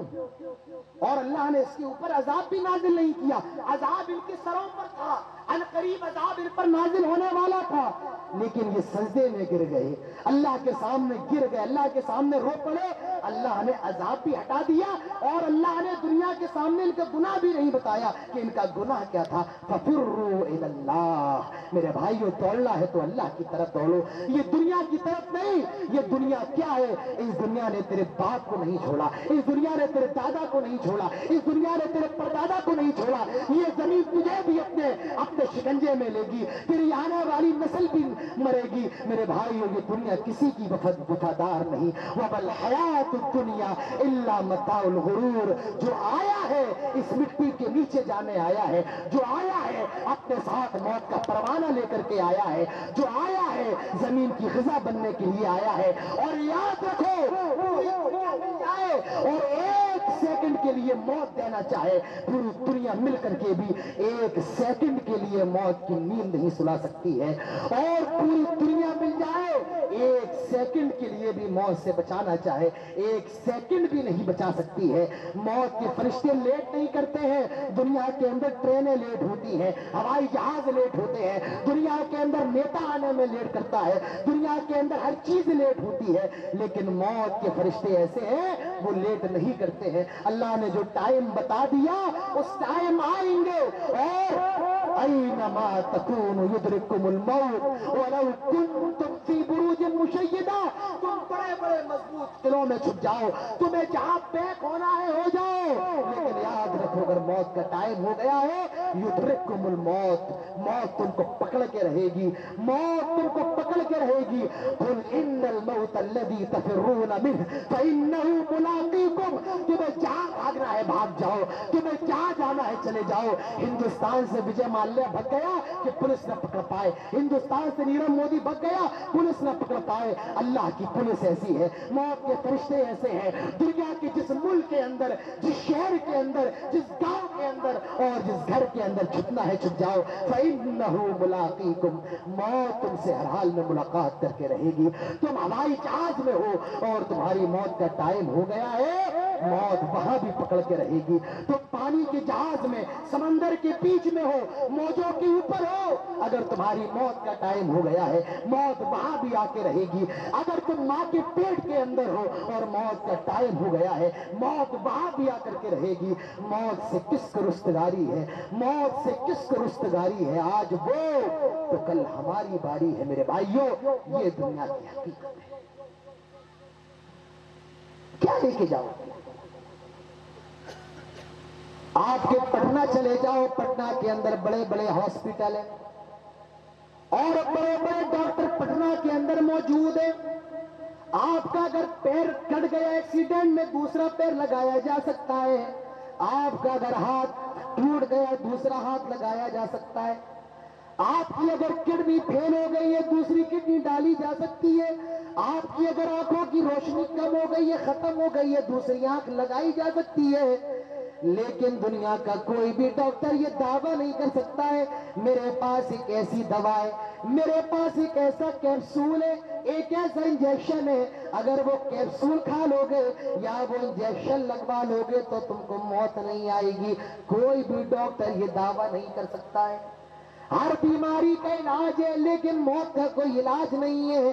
دنیا کے اندر بڑے بڑے پیسے والے موجود ہیں جو آپ کے پورے گاؤں کو خرید سکتے ہیں، آپ کی پوری بستی کو خرید سکتے ہیں، لیکن دنیا کے اندر کوئی اتنا پیسے والا نہیں ہے کہ موت کے فرشتوں کو خرید لے۔ اور وکیل خریدے جاتے ہیں، جج بک جاتے ہیں، لیکن موت کے فرشتوں کو کوئی خرید نہیں سکتا ہے۔ میرے بھائیوں، پوری دنیا خریدی جا سکتی ہے لیکن موت سے چھٹکارا نہیں پایا جا سکتا ہے۔ کل تک جو آدمی اپنے بڑے بڑے گھر میں، بڑے بڑے محل میں، بڑے بڑے بنگلوں میں رہا کرتا تھا، جو اپنے بڑے باتھ روم میں شاور کے نیچے کھڑا ہو کر کے نہایا کرتا تھا، آج مرنے کے بعد ایک آدمی، غریب آدمی اس کو غسل دے رہا ہے۔ کل تک جو مہنگے مہنگے صابن سے نہایا کرتا تھا، آج کوئی مہنگا صابن نہیں لگایا جا رہا ہے۔ کل تک جو ریمنڈ کے اور سیاران کے مہنگے مہنگے برانڈڈ کپڑے پہنا کرتا تھا، آج 3 کفن اس کو دیے جا رہے ہیں۔ کل تک جو مہنگی مہنگی گاڑیوں پر چلا کرتا تھا، BMW پر، مرسیڈیز پر چلتا تھا، مرنے کے بعد میرے بھائیوں 4 لوگوں کا کندھا دے کر اسے قبرستان لے جایا جا رہا ہے۔ اور 2 گز جب یہ روح اس جسم کو چھوڑ دے گی، جب یہ روح اس جسم کو چھوڑ دے گی، ذرا اس موت کے بارے میں سوچو۔ جب دل کام کرنا بند کر دے گا جب ہاتھ ٹھنڈے پڑ جائیں گے، جب پیر خاموش ہو جائیں گے، جب دلوں کی دھڑکن بند ہو جائے گی، ہمارا اور آپ کا کیا حال ہونے والا ہے؟ کوئی کام نہیں۔ ارے 4 گھنٹے سے زیادہ تیری لاش کو اپنے گھر میں رکھنا گوارا نہیں کرے گا، تیری بیٹی 4 آنسو بہائے گی، تیری بیوی 3 دن رو کر کے تیرے یار بھی تجھے قبرستان تک تو چھوڑنے کے لیے چلے آئیں گے۔ تیرا پیسہ، تیری دولت، تیری عزت، تیرا مال و دولت کوئی فائدہ نہیں پہنچائے گا، سب اسی دنیا کے اندر دھرا رہے گا۔ اللہ کے انسان تیرا مال کیا ہے؟ کھا لے اور ہضم کر لے، پہن لے اور بوسیدہ کر دے، اور اللہ تبارک و تعالیٰ کے راستے میں صدقہ کر دے، یہی تو تیرا مال ہے۔ اور تیرا مال کیا ہے؟ اللہ کے نبی فرماتے کہ انسان کے 3 دوست ہوتے ہیں، 3 دوست۔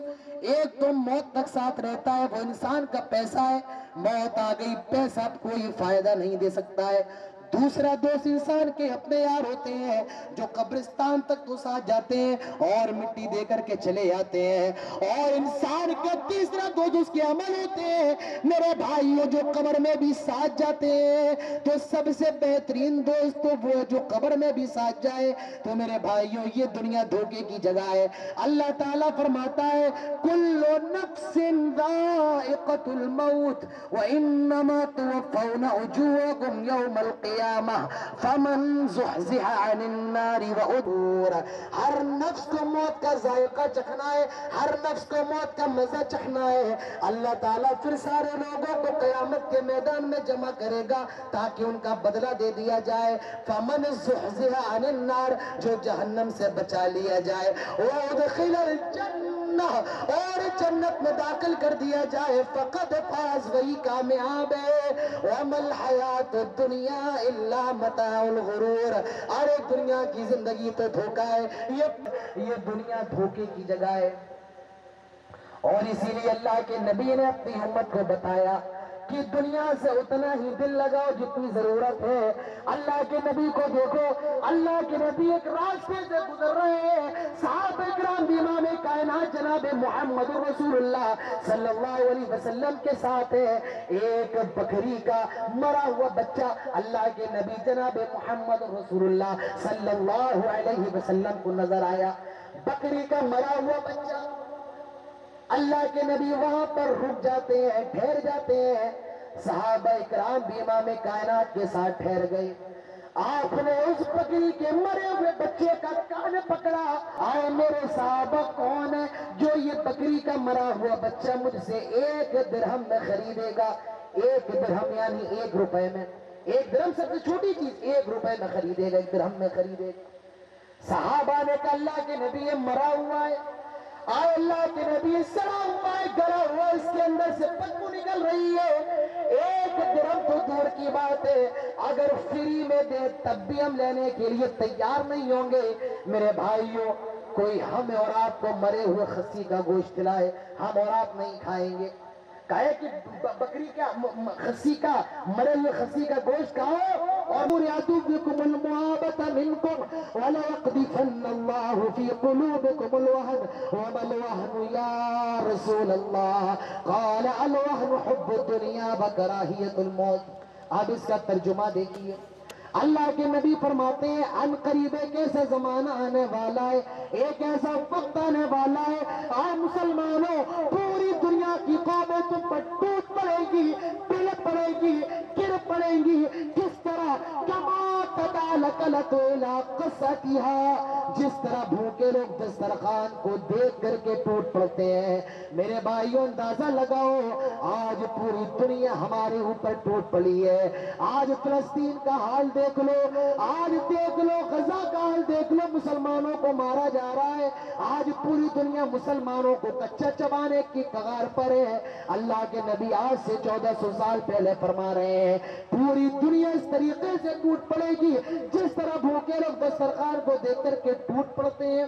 فقال قائل، ایک صحابی کہتے ہیں ومن قلت نحن یومئذ، آئے اللہ کے نبی کیا اس دن ہم کم ہوں گے؟ آئے اللہ کے نبی کیا ہماری تعداد کم ہوگی؟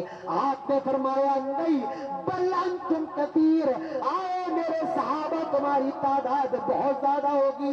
آج دنیا کے اندر عیسائیوں کے بعد سب سے زیادہ تعداد مسلمانوں کی ہے، آج سب سے زیادہ پیسہ مسلمانوں کے پاس ہے، آج سب سے بڑی کرنسی مسلمانوں کی ہے۔ میرے بھائیوں، دولت کی کمی نہیں ہے، پیسوں کی کمی نہیں ہے۔ اللہ کے نبی فرماتے ہیں تمہاری تعداد تو بہت زیادہ ہوگی، وَلَٰكِنَّكُمْ غُثَاءٌ كَغُثَاءِ السَّيْلِ، لیکن تمہاری اوقات، تمہاری حیثیت ایسی ہوگی جس طرح سمندر کے پانی کے اوپر جھاگ ہوتا ہے، تم اسی جھاگ کی طرح ہوگے۔ آج میرے بھائیوں، ہماری اور آپ کی کوئی اوقات نہیں ہے، جہاں جاؤ میں ذلت کی نگاہ سے دیکھا جا رہا ہے۔ آج ٹرین میں چلو وہاں ذلیل سمجھا جا رہا ہے، آج ہوائی جہاز کا سفر کرو مسلمانوں کو شک کی نگاہ سے دیکھا جا رہا ہے، ہماری باعزت پردہ نشی خواتین اسلام کو ذلت کی نگاہ سے دیکھا جا رہا ہے۔ اللہ کے نبی 1400 سال پہلے فرماتے ہیں کہ جس طرح سمندر کے پانی کے اوپر جھاگ ہوتا ہے، تمہاری اوقات بھی اسی طرح ہوگی۔ اور وَلْيَنزِعَنَّ اللَّهُ مِن صُدُورِ عَدُوِّكُمُ الْمُحَابَّةَ مِنكُمْ، اللہ تعالیٰ تو تمہارے دشمنوں کے دل سے تمہارے رعب کو، دبدبے کو ختم کر دے گا۔ وَلَيَقْذِفَنَّ اللَّهُ فِي قُلُوبِكُمُ الْوَهْنَ، اللہ تعالیٰ تمہارے دلوں کے اندر کمزوری ڈال دے گا۔ وَمَا الْوَهْنُ یا رسول اللہ، اے اللہ کے نبی یہ کمزوری کیا ہے؟ قال الوهن حب الدنیا وکراہیت الموت، اللہ کے نبی فرماتے ہیں آئے میرے صحابہ، یہ دنیا کی محبت، یہ وہن، یہ کمزوری دنیا کی محبت اور موت سے نفرت ہے۔ یعنی اے مسلمانوں، جب تم دنیا کے دیوانے بن جاؤ گے، تمہارے دل میں دنیا کی محبت ہوگی اور موت سے تم نفرت کرو گے، تو تمہاری اوقات ایسی ہوگی، تمہیں دنیا کے اندر مارا جائے گا، تمہیں دنیا کے اندر گھسیٹا جائے گا۔ میرے بھائیوں، آج یہی حالت ہماری ہے، آج ہمارے اور آپ کے اندر دنیا کی محبت، موت سے نفرت ہے۔ وہ صحابہ، وہ مسلمان جو موت سے اس طریقے سے محبت کرتے تھے جس طرح اپنی زندگی سے ہم اور آپ محبت کرتے ہیں۔ حضرت خالد ابن ولید کو دیکھیے، 60,000 کا لشکر لے کر کے شام کی طرف روانہ ہے۔ شام کے لشکر کے جنرل کو معلوم چلا، کہا کہ خالد ابن ولید 60,000 کا لشکر لے کر کے آ رہے ہیں اور شام کے فوج کی تعداد ہے 2.5 لاکھ کی۔ کہا 60,000، کہا 2.5 لاکھ کا لشکر۔ شام کے جنرل کو معلوم چلا، کہنے لگا خالد ابن ولید کیا پاگل ہو گئے ہو؟ 2.5 لاکھ سے ٹکرانے کے لیے 60,000 لے کر کے آ رہے ہو؟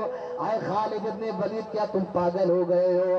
آئے مسلمانوں، آئے نوجوانوں، اور کرو خالد ابن ولید نے کیا جواب دیا تھا؟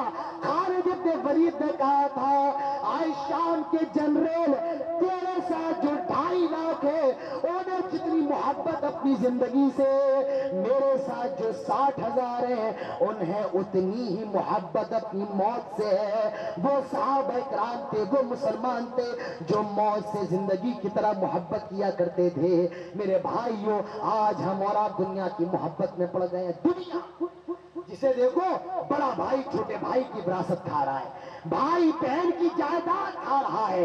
مسلمان، میرے بھائی کو تصور نہیں تھا مسلمان سود کھا سکتا ہے، بیاج کھا سکتا ہے، لیکن آج کا مسلمان بیاج بھی کھا رہا ہے، انٹرسٹ کھا رہا ہے، سود کھا رہا ہے۔ ہم اور آپ اس طریقے سے دنیا کی محبت کے دیوانے ہو گئے۔ حرام حلال کا فرق، صحیح غلط کا فرق، جائز ناجائز کا فرق، اچھے برے کا فرق، صاف اور گندے کا فرق بھی ہمارے اور آپ کی یہاں سے مٹ گیا۔ تو میرے بھائیوں، دنیا کی محبت، آج مسلمان کیوں مارے جا رہے ہیں؟ دنیا کی محبت کے دیوانے ہیں۔ تو یہ 2 چیزیں ہو گئی۔ تیسری بات، مسلمان کیوں مارے جا رہے ہیں؟ میرے بھائیوں، آخری بات باقی ہے، انشاءاللہ اس کے بعد میں اپنی بات ختم کر دوں گا۔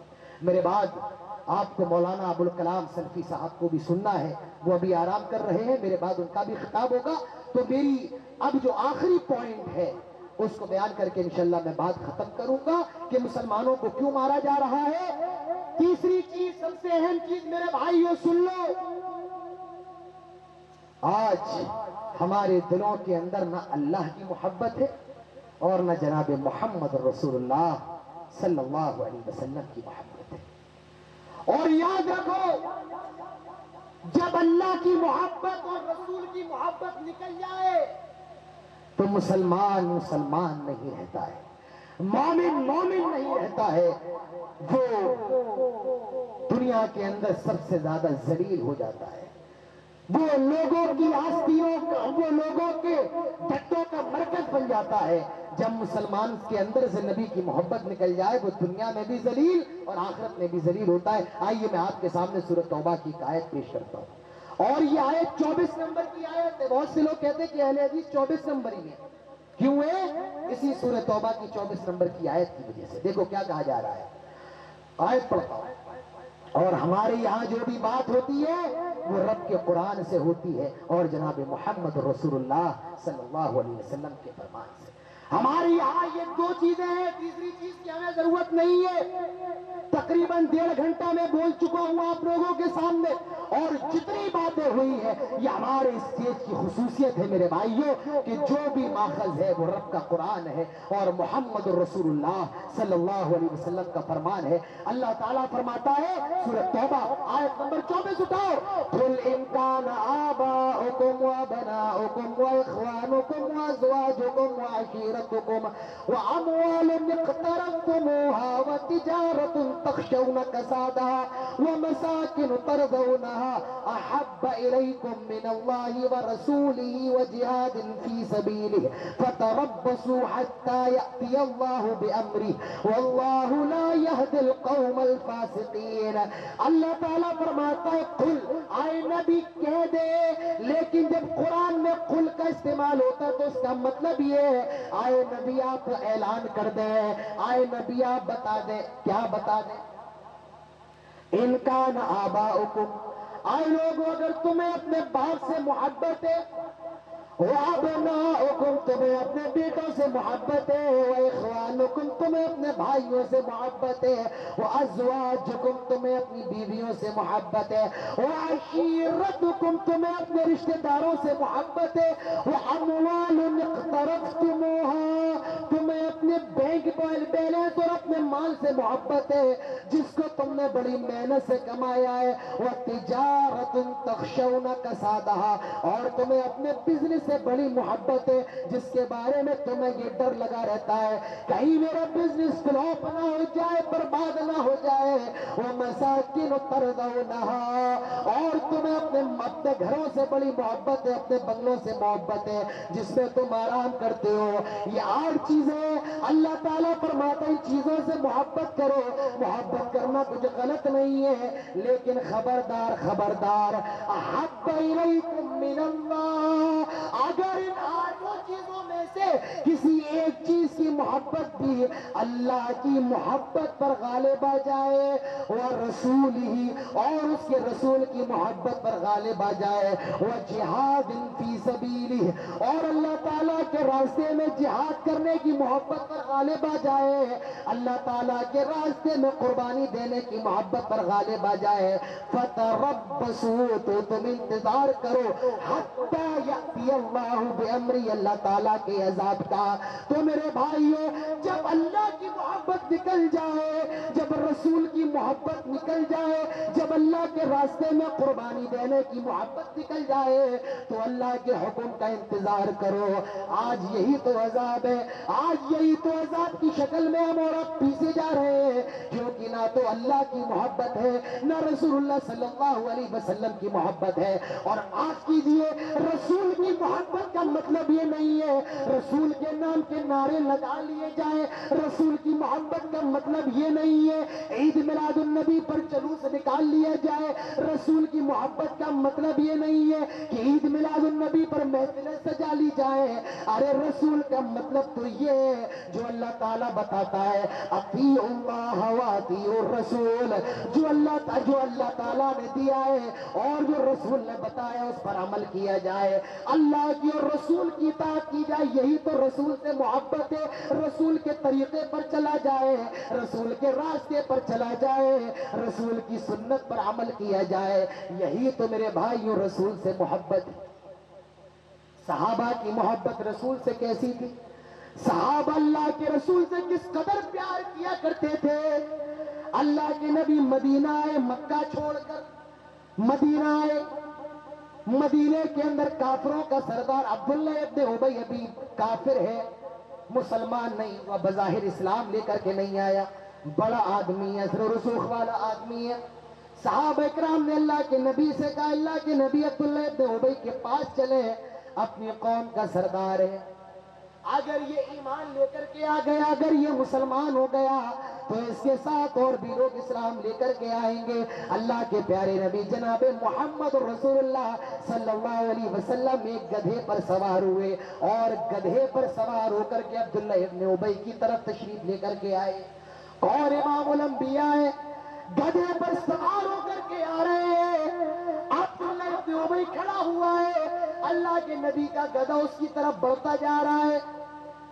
جب اس نے دیکھا کہ محمد اس کی طرف آ رہے ہیں, کہنے لگتا ہے, آئے محمد وہیں پر رک جاؤ صلی اللہ علیہ وسلم. جب نبی کا نام آئے تو کیا کہے, صلی اللہ علیہ وسلم. یہ بھی نبی سے محبت ہے. اللہ کے نبی نے بددعا فرمائی, رغم انفو رغم انفو رغم انفو. ایسے آدمی کی ناک خاک آلود ہو, ایسے آدمی کی ناک خاک آلود ہو, ایسے آدمی کی ناک خاک آلود ہو جس کے سامنے میرا نام آئے اور میرا نام آنے کے بعد وہ مجھ پر درود نہ پڑے, صلی اللہ علیہ وسلم نہ پڑے. اللہ کے نبی نے بددعا فرمائی. تو جب بھی نبی کا نام آئے کیا کہیں, صلی اللہ علیہ وسلم. عبداللہ ابن ابی کے پاس تشریف لائے, گدھے پر سوار ہیں. عبداللہ ابن ابی نے دیکھا, کہنے لگا محمد وہیں پر رک جاؤ.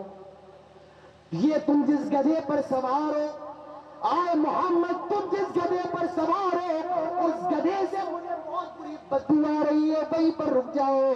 ایک صحابی جو اللہ کے نبی کے ساتھ تھے غصے میں آ گئے اور کہنے لگے, آئے عبداللہ ابن ابی, تو نے اپنے جسم پر جو عطر لگایا ہے, جو سینٹ لگایا ہے, جو خوشبو لگایا ہے, رسول اللہ صلی اللہ علیہ وسلم کے گدھے کی بدبو تیرے کپڑوں پر لگے ہوئے عطر سے بھی زیادہ اچھی ہے. میری نظر میں رسول کے گدھے سے نکلنے والی بدبو تیرے جسم پر لگی ہوئی خوشبو سے بھی اچھی ہے. یہ صحابہ کرام کی محبت تھی. مر گئے, مٹ گئے میرے بھائیوں, وہ دنیا کا سودا کر گئے, جنت کا اپنی جانوں کا سودا کر گئے, وہ رسول سے محبت کر گئے. اللہ تعالیٰ نے ان کو امر فرما دیا, اللہ تعالیٰ نے ان کے نام کو روشن کر دیا. تو محبت کرنا ہے, رسول سے محبت کرو, اور رسول سے محبت کا مطلب یہ ہے رسول کی سنتوں سے محبت کرو. آج کتنے لوگ ہیں رسول کی سنتوں سے محبت کرنے والے؟ ارے ہمیں اور آپ کو تو یہ بھی نہیں پتا ہے رسول سے, رسول کی سنت کیا ہے. آپ کون سی محبت کی بات کرتے ہیں؟ یہاں مسلمان چھوٹی چھوٹی سنتوں کو بھولا پڑا ہے, چھوٹی چھوٹی سنت پر عمل کرنے کو تیار نہیں. اللہ کے رسول جناب محمد رسول اللہ صلی اللہ علیہ وسلم کی بہت چھوٹی اور معمولی سنتوں میں سے ایک سنت ہے میرے بھائیوں, جانتے ہو کیا ہے؟ مسواک کرنا. مسواک یہ اللہ کے رسول کی ایسی سنت تھی کہ اللہ کے رسول کی زندگی کا آخری وقت چل رہا ہے, آپ مرض الموت میں مبتلا ہے, آپ کا انتقال ہونے والا ہے. اللہ کے رسول کی بیوی حضرت عائشہ کے بھائی آئے اور وہ مسواک کر رہے تھے. پیارے رسول ان کی طرف دیکھنے لگے. حضرت عائشہ سمجھ گئی کہ اللہ کے رسول کا مسواک کرنے کا من ہے. اللہ کے رسول سے حضرت عائشہ نے پوچھا, کیا آپ مسواک کرنا چاہتے ہیں؟ اللہ کے رسول نے فرمایا ہاں. حضرت عائشہ نے اپنے بھائی سے مسواک لی, اپنے دانتوں سے نرم فرمائی, اور اللہ کے نبی نے مسواک کی. میرے نبی نے اپنی زندگی کے آخری وقت میں بھی مسواک کی, اور اللہ کے نبی نے یہاں تک فرمایا, لولا نشق علی امتی لامرتهم بالسواک عند كل صلاۃ. اگر ہر نماز سے پہلے میری امت پر مسواک کرنا مشکل نہ ہوتا تو ہر نماز سے پہلے مسواک کا حکم دے دیتا, لیکن تھوڑا مشکل ہے ہر نماز سے پہلے, اسی لیے میں نے حکم نہیں دیا. اور میں آپ کو بتاؤں, مسواک کے بارے میں 100 سے زیادہ حدیثیں ہیں. یہ الگ بات ہے, کچھ ضعیف بھی ہے, لیکن 100 سے زیادہ حدیثیں مسواک کے بارے میں ہے. لیکن ہم مسلمانوں نے اس مسواک کو چھوڑ دیا. آئے اللہ کے بندوں, اپنے جیب کے اندر پرس رکھتے ہو, والیٹ رکھتے ہو, بڑے بڑے موبائل رکھتے ہو, ATM کارڈ رکھتے ہو, آدھار کارڈ, پین کارڈ رکھتے ہو, یہ چھوٹی سی سنت، چھوٹی سی مسواک رکھ لیا کرو، گائے بگائے دانتوں کو صاف کر لیا کرو، ہر نماز سے پہلے مسواک کر لیا کرو، منہ کی صفائی بھی ہو جائے گی، ایک سنت بھی ادا ہو جائے گی۔ میرے بھائیوں مسواک کرو۔ آج مسلمانوں نے سنت کو چھوڑ دیا۔ آؤ میں آپ کو ایک سنت اور بتاؤں، اللہ کے نبی کی سنتوں میں سے ایک سنت یہ، ہم اور آپ جوتے اور چپل پہنتے ہیں، جوتے اور چپل پہننے کا بھی طریقہ ہمارے نبی نے بتایا ہے۔ یہ کیسی سنت ہے؟ جوتے چپل پہننے کی بھی سنت ہے، غور سے سنو۔ اللہ کے پیارے نبی جناب محمد رسول اللہ صلی اللہ علیہ وسلم ارشاد فرماتے ہیں، اِذَا انْتَعَلَ أَحْدُكُمْ فَلْيَبْدَأْ بِالْيَمِينِ، جب تم جوتے یا چپل پہنو تو دائیں پیر میں پہلے پہنو، وَإِذَا نَزَعَ فَلْيَبْدَأْ بِالشِّمَالِ، اور جب اتارو تو بائیں پیر کا پہلے اتارو۔ ہم اور آپ چل گھر آئے اور الٹے پیر سیدھے پیر، پتہ نہیں کون سے پیر کی چپل ہے، اتارا، جلدی میں پہنے، دائیں پیر میں پہنی، بائیں پیر میں پہنی، کچھ نہیں پتا، پہن کے چل دیے۔ میرے بھائیوں، ہمارے نبی نے جوتے اور چپل پہننے کا بھی طریقہ بتایا ہے۔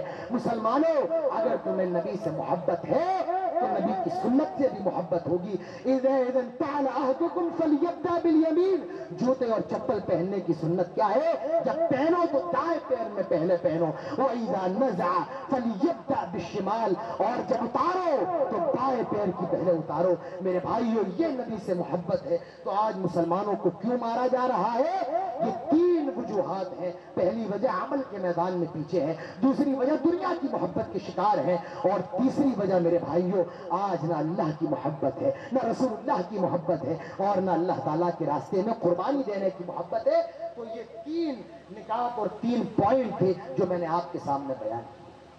لیکن میرے بھائیوں، ابھی 2 منٹ کا وقت میں آپ کو اور لوں گا۔ یہ تو ہماری اور آپ کی کمیاں ہیں جو میں نے بتائی۔ اب ہمیں اور آپ کو کرنا کیا ہے؟ ہماری اور آپ کی رسپانسبلٹی، ذمہ داری کیا ہے؟ موجودہ وقت میں ہمیں اور ہمارا اور آپ کا کام کیا ہے؟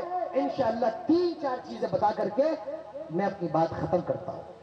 موجودہ وقت میں سب سے پہلی ذمہ داری یہ ہے، آج پٹا کے مسلمانوں سنو، اور یہ تقریر موبائل پر ریکارڈ ہو رہی ہے، دنیا کی خطے خطے میں جائے گی۔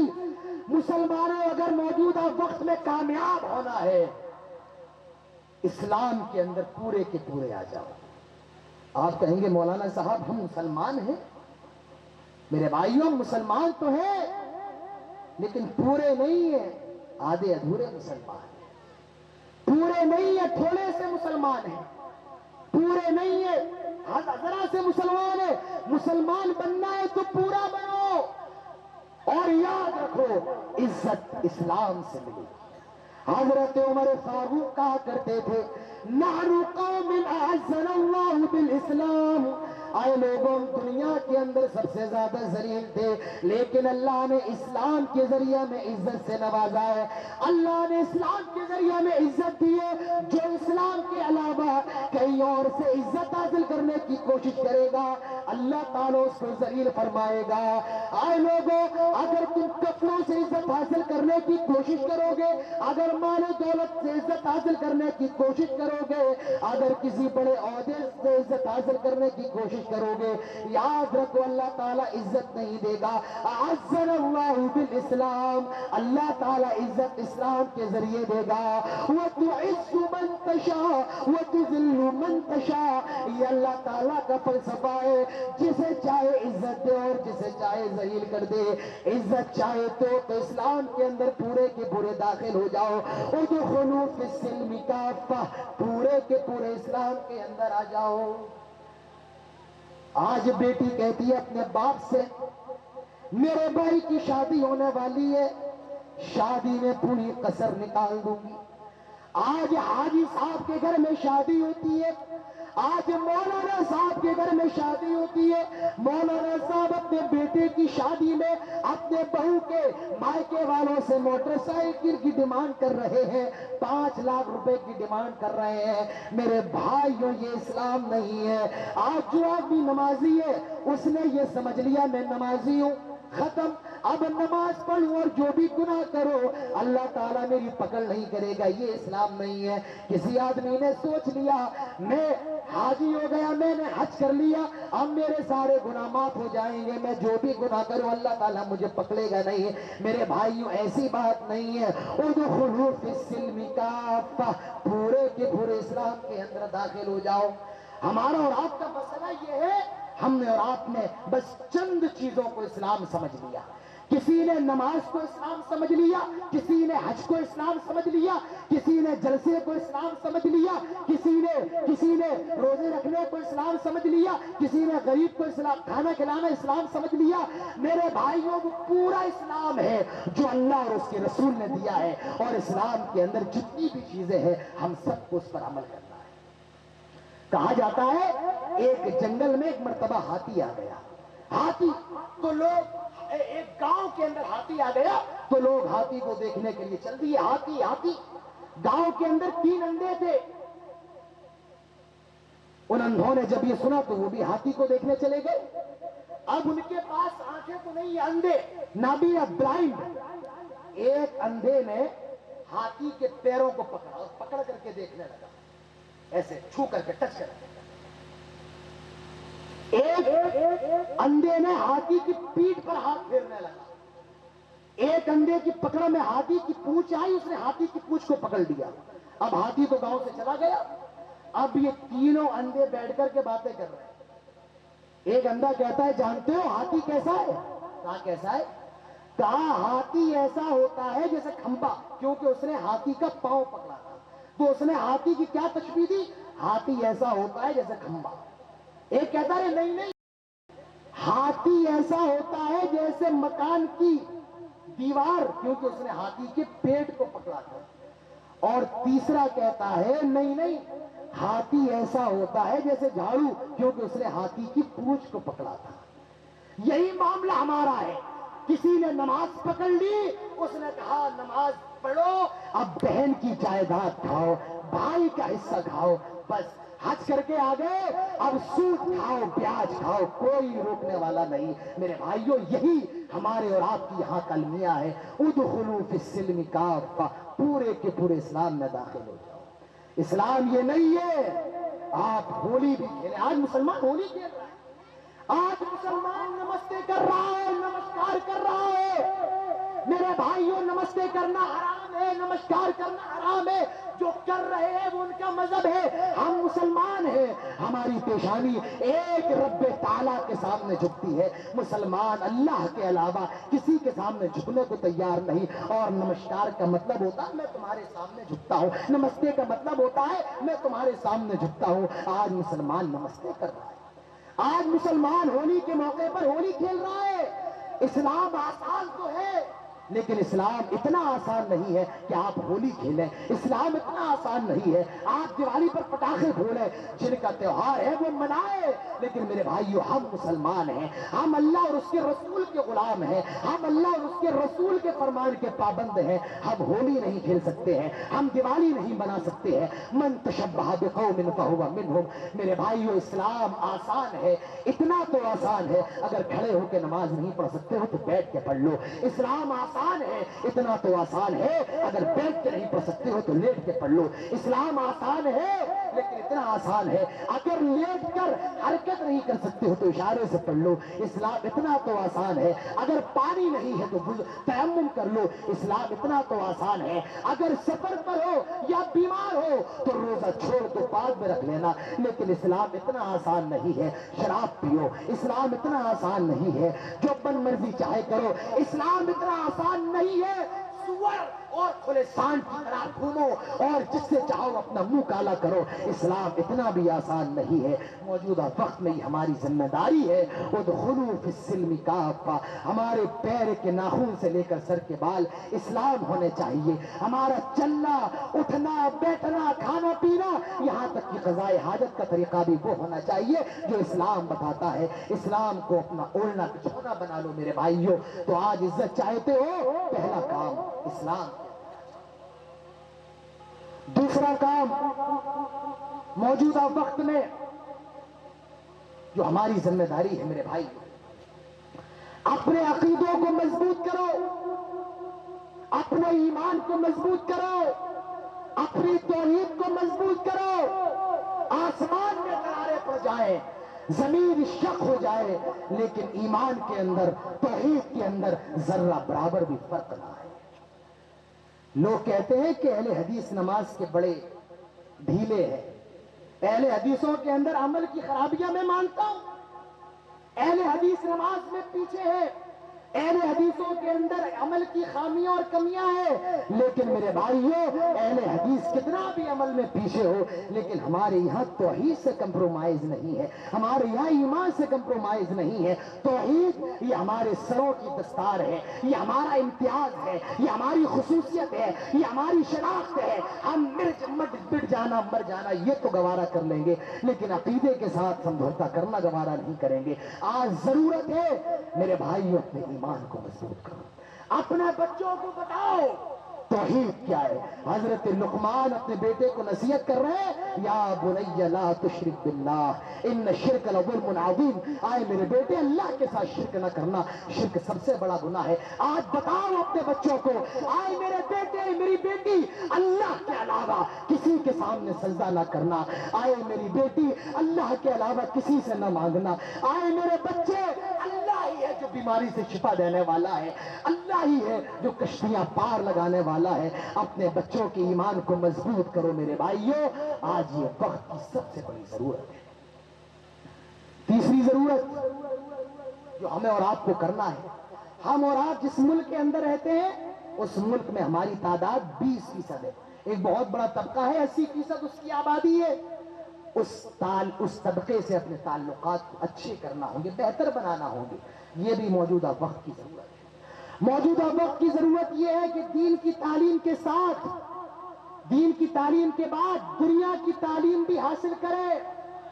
میرے بھائیوں، اپنے بچوں کو وکیل بنائے، جج بنائے، پولیس میں بھرتی دلوائے، اپنے بچوں کو آرمی میں بھرتی دلوائے، فوجی بنائے۔ آج یہ بھی موجودہ وقت کی ضرورت ہے، کیونکہ دنیا دار الاسباب ہے اور یہاں ہمیں اور آپ کو سبب اختیار کرنا ہے۔ بغیر سبب کے ہم اور آپ دنیا کے اندر رہ نہیں سکتے ہیں۔ تو موجودہ وقت کی یہ بھی ضرورت ہے کہ ہم اور آپ دینی تعلیم کے بعد دنیاوی تعلیم میں بھی آگے آئیں۔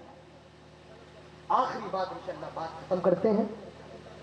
ہماری اور آپ کی ایک بہت بڑی ذمہ داری، میرے بھائیوں، اپنے دل پر ہاتھ رکھ کے کہہ رہا ہوں، یہ بہت بڑا درد ہے میرے سینے کے اندر۔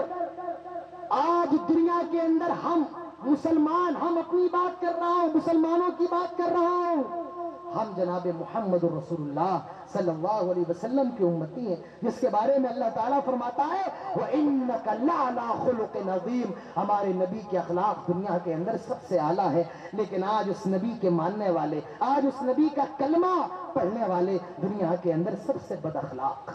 آج ان کی زبانوں پر گالی، فحش، بیہودہ، گندی گندی باتیں آج مسلمانوں کی زبانوں پر۔ آج مسلمانوں، اپنے اخلاق کو اچھا کرو، کیونکہ اسلام اخلاق سے پھیلا ہے۔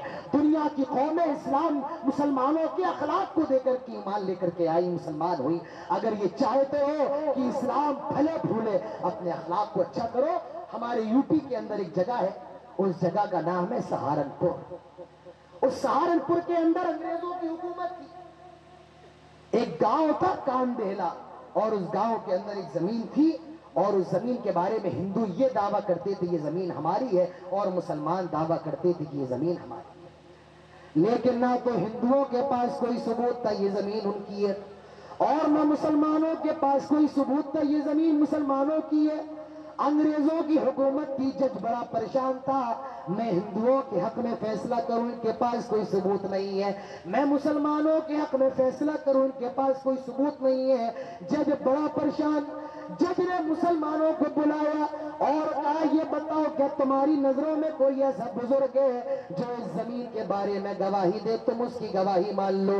مسلمانوں نے کہا نہیں، ہمارے پاس تو کوئی ایسا نہیں ہے۔ ہندوؤں سے کہا کیا تمہاری نظروں میں کوئی ایسا بزرگ ہے وہ اگر اس زمین کے بارے میں گواہی دے تم اس کی گواہی کو مان لو؟ ہندو کہتے ہاں، ایک مسلمان چچا ہے، بزرگ ہے، بہت بوڑھے ہیں، اور اب ان پر پورا بھروسہ ہے اس زمین کے بارے میں، وہ جو بھی گواہی دیں گے ہم ان کی گواہی مان لیں گے۔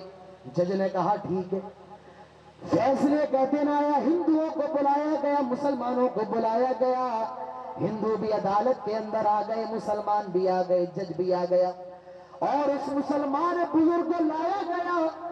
جج کہتا ہے آئے مسلمان بزرگ، ہندوؤں نے تو آپ کو اپنا گواہ بنایا ہے، اس زمین کے بارے میں آپ جو بھی گواہی دیں گے آپ کی گواہی کے مطابق اس زمین کا فیصلہ کیا جائے گا۔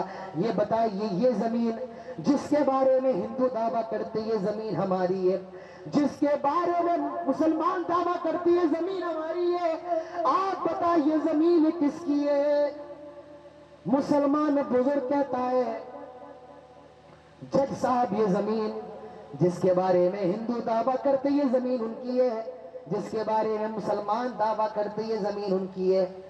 جج صاحب حقیقت یہ ہے میں اس زمین کے بارے میں زیادہ جانتا ہوں، میں بہت عمر دراز ہوں۔ جج صاحب حقیقت یہ جو زمین ہے جس کے بارے میں مسلمان کہتے یہ زمین ہماری ہے اور ہندو کہتے یہ زمین ہماری ہے، جج صاحب حقیقت یہ ہے یہ زمین ہندوؤں کی ہے، مسلمانوں کی نہیں ہے۔ جج صاحب حقیقت یہ ہے یہ زمین ہندوؤں کی ہے، مسلمانوں کی نہیں۔ جج نے فوراً ہندوؤں کے حق میں فیصلہ کر دیا کہ ٹھیک ہے یہ زمین تمہاری۔ اب ہندوؤں نے سوچا یہ مسلمان کا اگر ایک منٹ کے لیے جھوٹی گواہی دے دیتا اور یہ کہہ دیتا یہ زمین مسلمانوں کی ہے تو مسلمانوں کو یہ زمین مل جاتی اور وہ مسلمان اس زمین سے فائدہ اٹھاتے، لیکن یہ پکا سچا مسلمان ہے اور اس نے اسلام کی صحیح تصویر پیش کی ہے۔ میرے بھائیوں چھوٹی سی بات بھی ہدایت کے لیے کافی ہوتی ہے۔ جو لوگ عدالت کے اندر تھے، جو غیر مسلم عدالت کے اندر تھے، جب اس مسلمان کی سچائی سنی اور اس کا اخلاق دیکھا وہ سارے کے سارے غیر مسلم اسلام لے کر کے آ گئے، وہ سارے کے سارے غیر مسلم مسلمان ہو گئے۔ اس عدالت کے اندر مسلمان ہار گئے لیکن اسلام جیت گیا، اس عدالت کے اندر مسلمان ہار گئے لیکن اخلاق جیت گیا، اس عدالت کے اندر مسلمان ہار گئے لیکن سچائی جیت گئی۔ میرے بھائیو اخلاق اپنے اندر پیدا کرو۔ آج مسلمان بااخلاق ہو جائے، اگر مسلمان با کردار ہو جائے تو مسلمانوں کا کیا کہنا؟ میرے بھائیو تو یہ موجودہ وقت میں ہماری ضرورت ہے ہم اور آپ پکے سچے مسلمان بنے، ہم اور آپ اپنے اندر اخلاق پیدا کریں۔ میرے بھائیوں وقت زیادہ ہو چکا ہے اور جیسا کہ 1 گھنٹہ 30 منٹ کا مجھے جو وقت ہم لوگوں نے متعین کیا تھا، تقریباً 1 گھنٹہ 50 منٹ کا وقت میں اپنے وقت سے 20 منٹ آگے بڑھ گیا ہوں۔ میں انہی باتوں پر اپنی بات ختم کرتا ہوں اور بہت شکر گزار ہوں ماسٹر مجیب الرحمان صاحب کا اور امتیاز بھائی کا جنہوں نے جو آپ تک مجھے روبرو کرانے کا ذریعہ بنے، جنہوں نے مجھے دعوت دی۔ اللہ تعالیٰ ان سب کی محنتوں کو قبول فرمائے۔ یہ جو پروگرام ہو رہا ہے اور جتنے نوجوان اس پروگرام میں اپنی کارگزاری انجام دے رہے ہیں، بڑھ چڑھ کر حصہ لے رہے ہیں، اللہ تعالیٰ ان نوجوانوں کی کوششوں کو کامیاب فرمائے، اللہ ان کی محنتوں کو کامیاب فرمائے۔ جتنے لوگ یہاں پر موجود ہیں، مجھے معلوم چلا پٹنہ یہاں سے 40 کلومیٹر دور ہے، پٹنہ سے آئے ہیں، بہت سے لوگ آرا وغیرہ سے بھی آئے ہیں، بڑی دور سے آئے ہیں۔ اللہ تعالیٰ ان کی یہاں پر حاضری کو اور ان کی یہاں پر آنے کو قبول فرما لے۔ اللہ تعالیٰ سے دعا کریں جو بھی باتیں ہوئی ہیں ہم سب کو سننے اور سمجھنے کے ساتھ عمل کرنے کی توفیق نصیب فرما۔ اللہ تعالیٰ ہمیں ایک بنا، نیک بنا۔ اللہ جہاں کہیں مسلمان پریشان ہیں تو ان کی پریشانیوں کو دور فرما۔ اے اللہ فلسطین کے مسلمانوں کی مدد فرما۔ اے اللہ مسجد اقصیٰ کو یہودیوں سے مستقل طور پر آزاد کروا دے، اللہ یہودیوں کو تباہ و برباد کر دے۔ اللہ ہم تو یہ دعا کرتے ہیں یہ جو جلسہ ہو رہا ہے اور ابھی میرے بعد مولانا ابوالکلام صاحب کو بھی سننا ہے اور آپ یہیں پر بیٹھے رہیں، دعا کرے الہ العالمین اس پروگرام کو ہماری نجات کا ذریعہ بنا دے۔ میرے بھائیوں پروگرام کروا لینا، آپ کئی کلومیٹر دور سے آ جانا اور یہاں پر جلسہ سن لینا یہ پروگرام کی کامیابی نہیں ہے۔ ایک آدمی بھی اگر کوئی بات سمجھ جائے اور اس پر عمل کر لے، مبارکباد ہے آپ سب کے لیے، مبارکباد ہے ماسٹر مجیب الرحمان صاحب کے لیے کہ جلسہ کامیاب، پروگرام کامیاب، ہمارا آنا کامیاب۔ اور اگر کوئی عمل ہی نہ کرے، صرف مزے لینے کے لیے آ جائیں، سفر اور کے لیے آ جائیں، میرے بھائیوں تو ایسے جلسوں کا کیا فائدہ؟ عمل کی نیت سے آئیے، جو آپ نے سنا ہے اس پر عمل کیجئے. اور جس ادارے کے لیے پروگرام ہو رہا ہے مدرسہ ضیاء العلوم, اللہ تعالیٰ اس مدرسے کی روشنی کو تا قیامت اسی طریقے سے اس روشنی سے فائدہ اٹھانے کی توفیق نصیب فرمائے.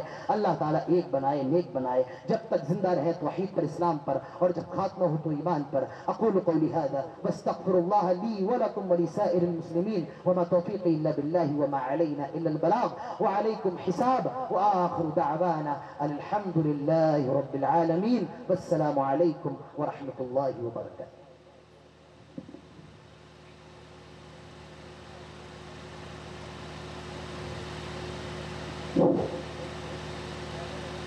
ماشاءاللہ, یہ تھے فضیلت الشیخ مولانا محمد عادل صاحب ریاضی حفظہ اللہ, جو یو پی سے چل کر مسلم راگھوپور کی سرزمین پر تشریف لائے ہیں. الحمدللہ ہم